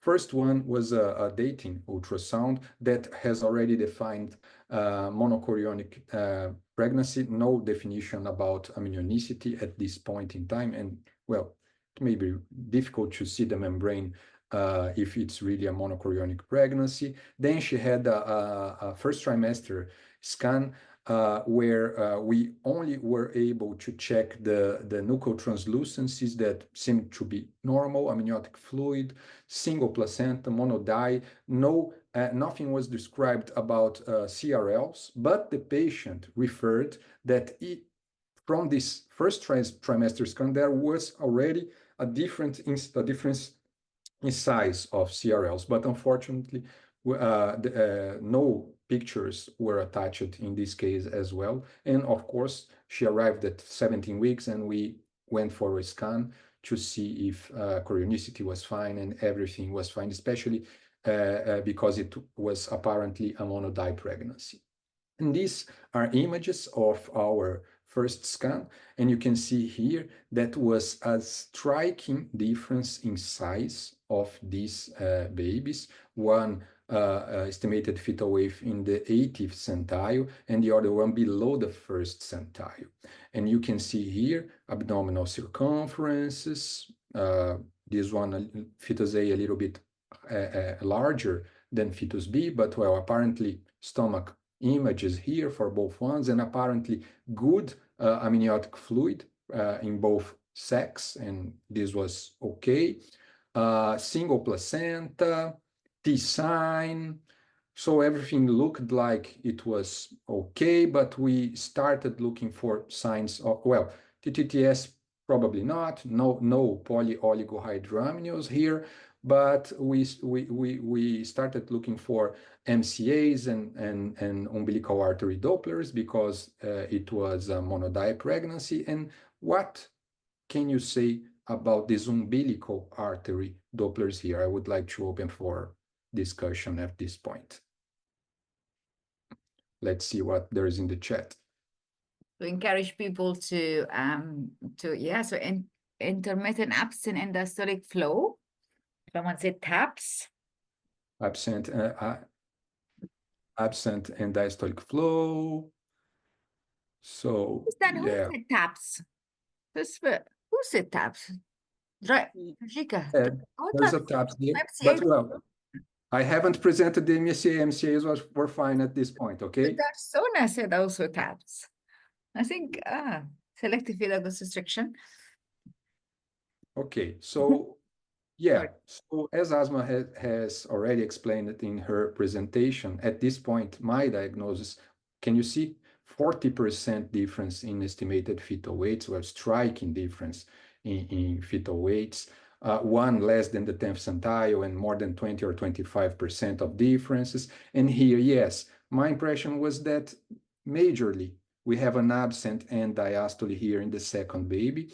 And at that point, my diagnosis was selective fetal growth restriction of the second fetus, Gratakos 2, because we have an absent end diastolic flow here. How would you manage these pregnancies? We are at 17 weeks, and now I would like to share to hear other opinions. Asma, please. How would you counsel? Because this is different here in Brazil. You know that here in Brazil, we cannot offer pregnancy termination, selective pregnancy termination in cases like this, that we cannot offer cord occlusion or laser for this specific case. But well, maybe this would be in the toolbox in many other places in the The world. ductus. I want to see the ductus venosus Doppler of the smaller baby. At this point, the ductus was normal for both babies. I think I have not, but we are going to have some ductuses here in next slides. Yeah. So I actually, honestly, having seen many of these pregnancies, and also we have a large multi-center study in the UK funded by the NHR, which is the funding national body for the UK. That actually what I learned is the fact that the Dopplers, umbilical Doppler, at 17 weeks can change, and can become positive, can become persistently absent or persistently reversed. So I think I would counsel a patient, I would definitely tell them about the risk of demise of the smaller baby and the potential consequences. And I would do mention sort of the options of management, but I would be comfortable with actually just monitoring for the time being, because I've looked after a lot of these cases and they did not die. So unless the ductus venosus was very like reverse A wave, some of them actually will continue, and sometimes umbilical Doppler does change. Yeah. So at this point, the ductus for both babies were fine. I haven't put the images here, but we are going to see in the follow-up. As I told you, here in Brazil, we cannot offer selective termination. It wouldn't be probably the case at this gestational age, but this would not be an option. So we carried on following up this pregnancy, and this is 20. We have seen more times this patient between 17 and 21 weeks, but I brought you some highlights of ultrasounds during this pregnancy. And next one I would like to bring is the anatomy scan. And here you can see that the difference in fetal weight sizes, well, estimated fetal weights were still striking. We tended to have amniotic fluid in the upper range for both fetuses. Not so TTTS was not worrying us at this point in time. Monodi pregnancy, you can see a very nice cervix. You can see that fluids were, as I told, okay. Abdominal circumference of the first one and umbilical artery Dopplers were fine for the first baby. Abdominal circumference stomach image was okay for this one, but we still had some mainly negative or absent end diastolic flow, but other things were observed for the second baby. So maybe an hypoplastic nasal bone, single umbilical artery, and well, what would you do at this point? Okay, so I think, oh, amniocentesis. Why would you do an amniocentesis, Zara? I think Zara's recommending laser and TTTS if the small dye is the bigger, it's not that. Ductus venosus. I think there is ductus venosus. Yeah, the ductus venosus was still fine for both babies. Sorry for not putting the images here, but well, ductus was fine for both babies. But well, maybe someone is impressed by some signs that appear in the second baby here, and maybe a genetic discussion would be fine. Difference, estimated fetal weight difference was still high, 40%. I still thought it was a Grata-Cost-2 case. You can maybe say that probably there are some instances of reverse flow, but well, we had some signs that this second baby could have aneuploidy or other problems. We have talked about this with our patient, but the patient decided that she wouldn't like to investigate chromosomal or genetic anomalies because, well, in Brazil also it's not possible to terminate pregnancies because of this. He would accept the babies as they would come, and she decided to carry on following up. Doctors were fine at this point, and I think in my next slide I will start showing some ductus images here for Okay, this patient. go ahead. So now I know So, why she wanted amniocentesis. I understand. so I carried on. So we carried on, following up the pregnancy. You can see here that umbilical artery always nice for the first baby. Ductus really nice for the first baby. Can you see here that, well, there is some interference from venous here, but there are apparently some reverse flow here and positive and negative, and the ductus is really different from the second to the first baby, but still positive. And still, at this point, I would say that it was not above 25th centile for the gestational age. And what would you say at this point? This patient really here is 23 weeks. What can we do for this patient at 23 weeks with these Doppler images? I see some people asking about your heart. Is the heart of the smaller baby normal or not? No, normal hearts, morphology scan. Well, there was no space to put all the images, but despite of the hypoplastic nasal bone and single umbilical artery in fetus 2, fluids were fine, hearts, all other morphology aspects were normal. Okay, fantastic. And someone's asking about the estimated fetal weight of twin, the smaller baby at 23 weeks. Yeah. At this scan, I think, well, we had 1 week before the weights, so we haven't calculated fetal weight at this day, especially because below 24 weeks here in Brazil, there's no viability, so we were not worried at delivering the babies at this point. And everything was being counseled step by step.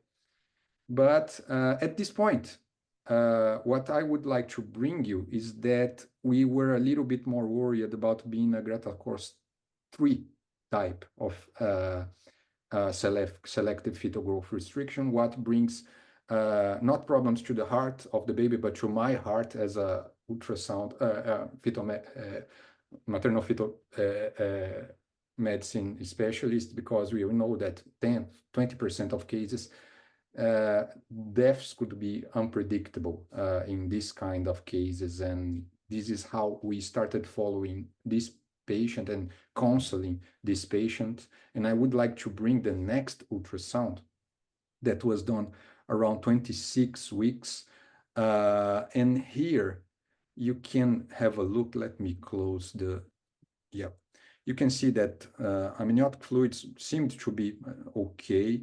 Fetus 1, nice umbilical flow and nice ductus.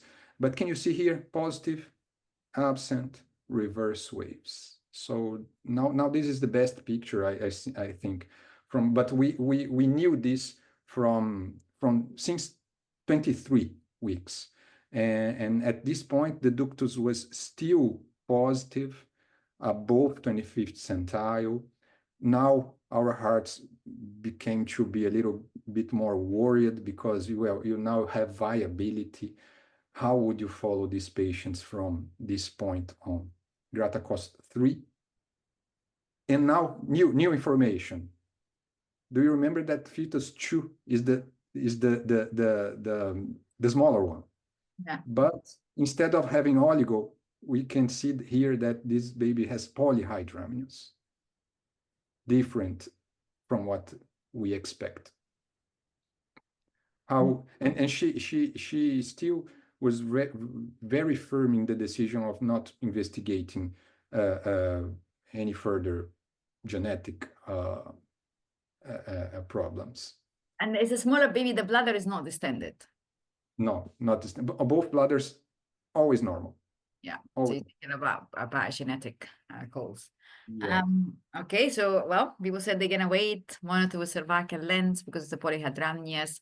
Someone said it's heterokaryotype, heterokaryotypic monochorionic twin pregnancy, structure abnormalities like TOF, for example.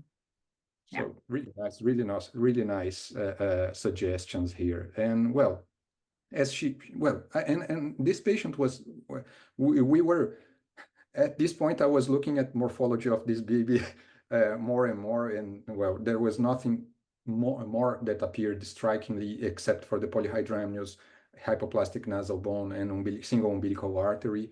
It was not probably a case of one of the most common aneuploidies, maybe down, but well, first trimester and nuchal translucencies were fine as well.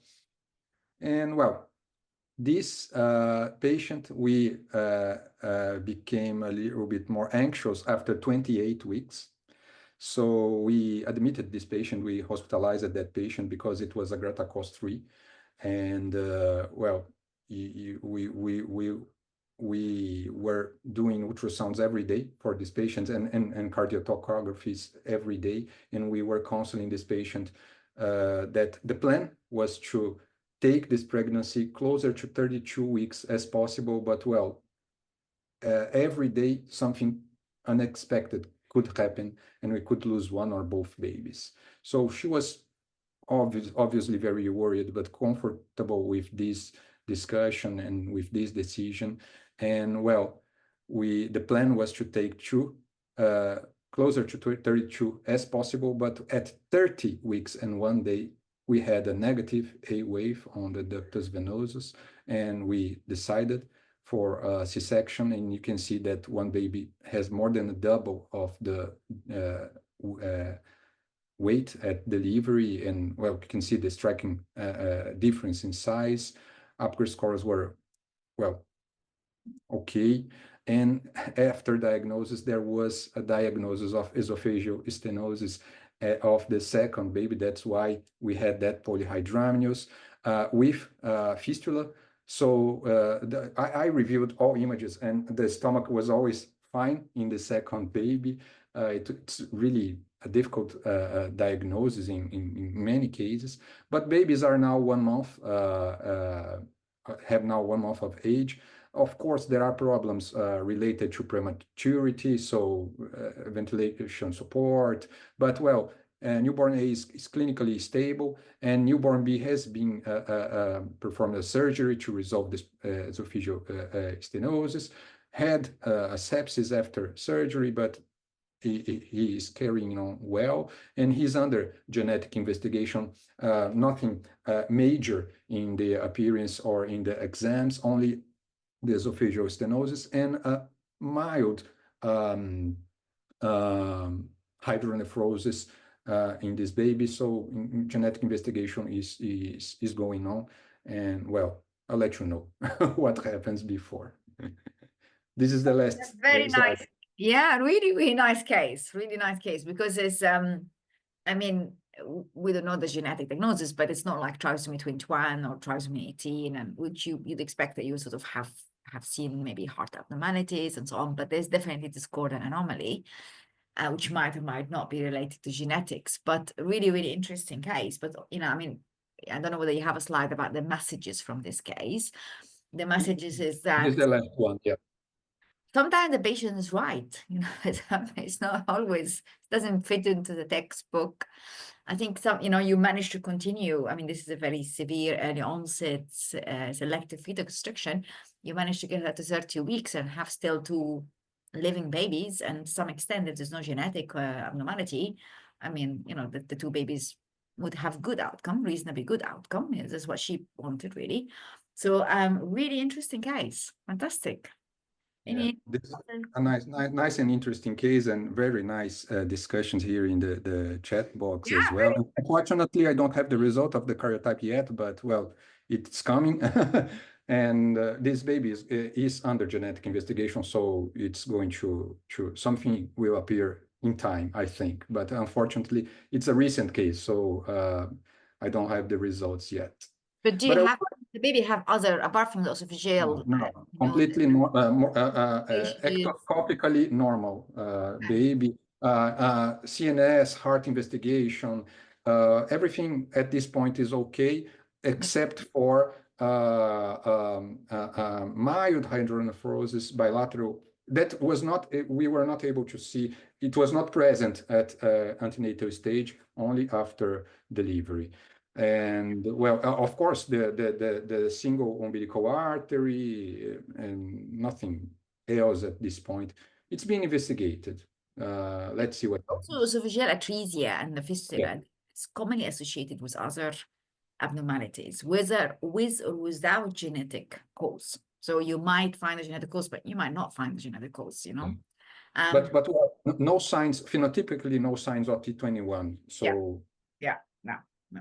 that would be a common thing to be investigated. Fantastic. Shall we do one more case and then we Yeah, there's discussion, because I think we already more than 2 hours in the webinar, and I know you have more cases, but would definitely you're invited for the next webinar, Colorado, with this really interesting cases. But we'll do one more because we had a lot of questions earlier in the discussion, and I just okay. that we also bring Stephanie to the discussion. So one more case. No, this is also a nice case, but I would like to this is a TTS case, okay? But on a triplet pregnancy, I think we are going to I'm going to skip this case because there is another. Oh, I would like to bring this case, and I would like to hear to listen to your opinion here. So this is a bonus case, monochorionic, diamniotic. Everything was fine until 34 weeks and 3 days. So normal fluids, normal bladders, normal Dopplers, but 34 weeks and 3 days, no fetal interventions. We can see amniotic fluids. Well, there was no oligohydramnios. You can probably think, oh, maybe there's a polyhydramnios in one of the sacs here. And yes, in one of the babies, there was a polyhydramnios and the other one was normal. But, well, can you see here? MCAs starting to get this wide difference in MCAs, one approaching 1.5 multiples of median, the other one below the one multiple of the median.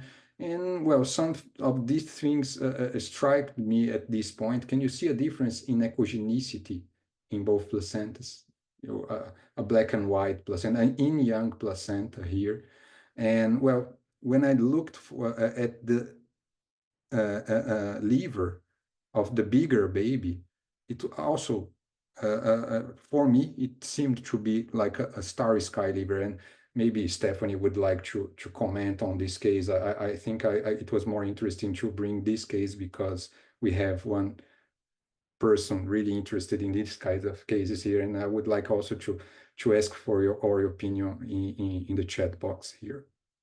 So Stephanie, please go ahead, unmute yourself. But the chat is full of tabs. And Yeah. The chat has beaten me to the point. It's taps because you can see with the echogenic placenta there's the starry sky liver. I mean, there's no hard images, but I'm pretty sure you might even have some cardiomegaly there. So yeah, I think maybe we are looking at a TAPS case. Yeah, that was my feeling when I saw this case, and I went to my colleagues to discuss what to do next. And I would like to also to know and to ask in the chat, what would you do 34 weeks, 3 days? Probably TAPS case, difference in MCAs, these signs that we don't see every day, and spontaneous TAPS. What would you recommend? I mean, everybody, again, I don't know, they can see the chat, but everybody said deliver, deliver, deliver. So So this is what we have recommended. So we induced this patient because fetuses were fine in terms of vitality in health. So this has already been presented by Asma in her presentation. At this point, we have a 0.8 ratio difference between moms, and this would probably be a stage 2 case at this point. And of course, we delivered here in our tertiary hospital, and you can see here the difference in colors. And this was also confirmed in hemoglobin and hematocrit after delivery. So it was really a nice spontaneous TAPS case. And we have, if you don't do MCAs, what's interestingly in this case, I saw the other signs before doing the MCAs, but well, this is not the case. And most frequently, we are going to see difference in MCAs before seeing the 2D signs, or the other 2D signs of TAPS. And I think that's really important to recognize, is that majority of cases will show some other signs of TAPS, but there is that 14% that won't show any signs at all other than the discordant MCA. So regardless of the staging system, it's the MCA is what you need to be doing. Yeah. And babies are fine and well. And Did you there do was one. hearing tests? Did they do the hearing tests? Yeah, fine. Yeah. Beautiful. So we have this worry with the donor, yeah, for sure. So this is something that we have to increase awareness more and more. Yes. Fantastic. And I congratulate TAP support for the brilliant job also. Thank you. I'm a fan. Thank you. We're fans of yours as well. We're a fan of everyone. So if you're doing MCAs, we love you. Well, that's also like a credit to all your advocacy work, Stephanie, and the TAP Support Foundation, and just like highlighting it, raising awareness is a condition that now I think people know about it and spot it just even from the science, even before doing the MCA Doppler, and in systems where the MCA Doppler is not routinely performed, as Conrado mentioned, sometimes you spot the liver, you spot the placenta appearance, and that sort of alerts you that maybe this is a TAPS here. There's one question about the hemoglobin. I don't know whether you have the levels of the hemoglobin or not. Yeah, I had. Unfortunately, I didn't have time to put here in the slides. It came to my mind yesterday night, this case, and I put here, and I was not at the hospital, but they were strikingly different. Yeah. It was a TAPS case, confirmed or postnatally. Lovely. Thank you very much. Really interesting cases. I know you have more, but I'm just conscious of the time. But definitely we will bring more the rest of the cases in a future webinar. So I think there have been some questions earlier that we will go back to them and just cover them in the next 15 minutes. Just one question that's relevant to that from Carlos, the number needed to treat for TAPS after a laser. And I don't know whether you have this answer, Conrado, but I think it's a really difficult question to answer because it depends what technique that you've done for the laser. Is it so whether you've done selective or you've done Solomon, because the risk of TAPS would be lower after the Solomon compared to the selective technique. So any comment, Conrado? Well, this case, we haven't done laser. We have seen this after 34 weeks, but probably, I have been in St. George's before. Well, it's well recognized that Solomon techniques usually tend to have lower cases of TAPS, of post-laser TAPS, because you are, probably interrupting the blood of the small vessels between the babies. But well, if you do a selective and you are really looking for small vessels to coagulate, to photocoagulate in the laser, and I at least at the time I was there in St. George's, Solomon was not done for all cases. It was a selective approach, but looking for small vessels, they didn't have many post-TAPS, post-laser TAPS cases, and I think it depends on how on how you look for these small vessels when you're doing the laser. And Asma, please tell me how things are happening now in St. George's. Yeah, I mean, I think it's, I think, Carlos, I know what it's sort of from, I guess I'm monitoring the questions, and I think, Carlos, you had a few questions because, and I think about, whether we should be routinely monitoring for TAPS or not. I think I can get sort of the hint of the questions, because the follow-up question was that how many ultrasound scans you need to perform. Today it ignores the case of spontaneous TAPS or TAPS, and it's not really that question, is it? Because you're already monitoring them every 2 weeks. It's just the fact that you will take you, I don't know, a couple of minutes or a few minutes to do the MCA Doppler for both babies. So it's not like you're not doing a whole scan, additional scan. But that's another sort of debate whether we should be monitoring for it or not. But I think that's probably what Carlos probably were asking about. I don't know, Professor Lung, if you are still with us, I know you're away. So if you're not with us, we're not able to sort of answer the questions. You are fantastic. I'm just gonna bring some questions from earlier regarding your talk. People really appreciate, because obviously it is quite complex topic, especially with the zygosity versus chorionicity. And I think I'm just bringing so many questions and comments. People have been really, really interactive, I think, especially with the cases and responding it. But for Professor Lung, very interesting. So with the SNP, we can predict dizygotic or monozygotic twin. How can SNP and NIBS can be used in a triplet pregnancy?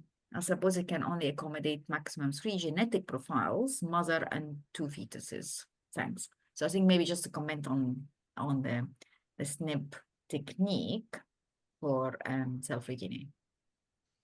Right. Now, as can you hear? We can't hear you. We can't hear you, I think. Are you on mute? I don't think you are on mute, but we can't hear you. Okay, maybe it's just the connection is not great, maybe. So just Professor, like I think he's traveling, so that's why probably the connections might not be good. But while he's maybe trying to sort out the technical issues, I think might just take a question from earlier, just like, as I said, we will finish definitely in the next 10 minutes, because I think it's not healthy to be in front of the computer for that long. And Stephanie, please. I will. I was just actually going to add something. I know that there was a few questions about the frequency of TAPS monitoring and when to call a diagnosis. One of the things that we counsel patients who have come in and had one bad MCA with. Right. Many companies are reluctant to. Yeah, no, okay, sorry, I'll just really finish. Is we just say, one bad MCA just means try again in a couple of days, because TAPS is about establishing a pattern. So it's over a period of time that you look for those discordant MCAs, and if they're still apart or they're still drifting apart, that's when a TAPS diagnosis is usually made. But you can't make a call on one reading unless, of course, you see those other signs of TAPS, and then is just increase the frequency of monitoring and keep an eye on it is how we tell patients to react. Fantastic. Lovely. Thank you very much. Really, really useful comment. Professor Lung, are you able to? Can you your pardon? What is the Yes. questions? Yes, about the NIB, the SNP technique for determining the zygosity, and also particularly in the context of a triple pregnancy. Right. Now, so for triplet, it could be monozygotic, 1 split into 3, or dizygotic, 2, one of them split into 2, right? So in this situation, NIPT is still applicable, right? As long as you have adequate fetal fractions, right? So it's just like in twin pregnancy, so you can still do it, right? Now, in case it is trizygotic, right, then of course it is more demanding, it's more difficult to do it, and usually most companies will not accept it, right? So what you need to do is, one, take out the history of conception, whether it's lateral IVF, how many embryos was transferred back, and also do ultrasound to see whether it is MCTA or DCTA and so on. Now, if it is MCTA or DCTA, I think you can still do an IPS as in singleton or twin pregnancies. If it is TCTA, which is probably due to embryo transfer of 3 embryos, right? Then probably is difficult to do it. But if you have a clear history that is IVF pregnancies, you have 2 embryos transfer, and then you find out to be TCTA, it's still possible that it is a dicyclotic, and then you may be able to do it, right? But you need to discuss with the commercial company who offer the test. Okay, fantastic. I mean, it's an area where I think still the evidence is building up, is it? So I think as more and more people are reporting, and certainly, you know, until recently or until now, many companies will not offer cell-free DNA in a triplet pregnancy. And having said that, the data is on the performance of cell-free DNA for trisomy 21 in triplet pregnancies is accumulating, and certainly we put the data together and it appears to be promising for trisomy 21 with maybe a higher false positive rate. But I guess it's, you know, the data is accumulating, so hopefully we'll be able to understand more. But it's an area with still limited evidence. But thank you very much. There was earlier comments about sort of the guideline and the triplet or higher order pregnancy, and it is, of course, you know, we should have one. I think it would have been impossible to include all of it in one guideline because it's already a huge amount of work. And I'm hoping that maybe you will have a guideline on triplet pregnancy. I think that would be really useful. But we have to appreciate that obviously there's limited evidence because of the number of pregnancies that available in the literature. But I'm hoping that this is work in progress. Okay, concluding remarks from Stephanie before this to a close. Just always appreciate being invited along and being able to give the patient perspective. I did want to also bring up that together with asthma, I have actually written a patient guide to the Isuog guidelines.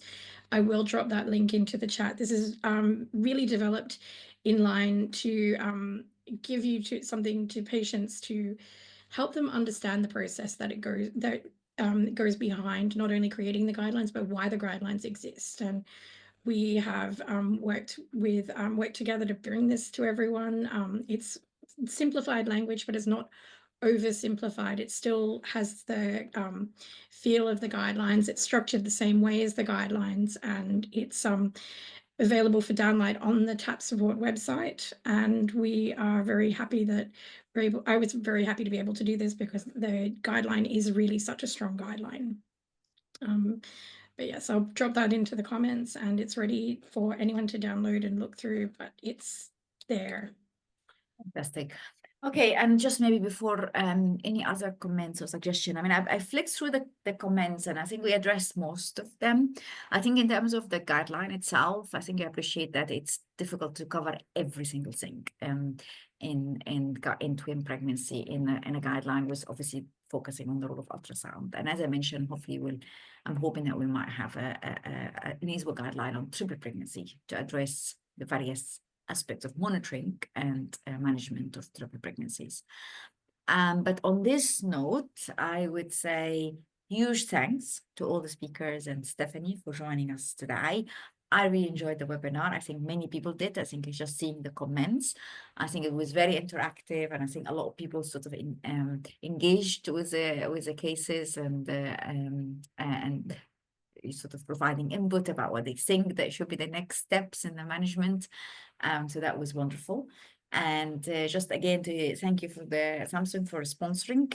Thank you for all the delegates for being super interactive and engaged and still staying with us after 2 hours on a webinar in front of the computer. So thank you very much. And again, huge thanks to my team who work really hard behind the scenes to make sure that these webinars are successful. So just to remind you, these webinars are recorded. They're available free on the Gefoghealth Health Foundation website. And also just to remind you, please fill the feedback because I'd love to hear from you, whether positive or negative comments or any suggestions for future webinars. And I really hope that you enjoy the rest of the weekend. Thank you very much, and I look forward to seeing you in another webinar.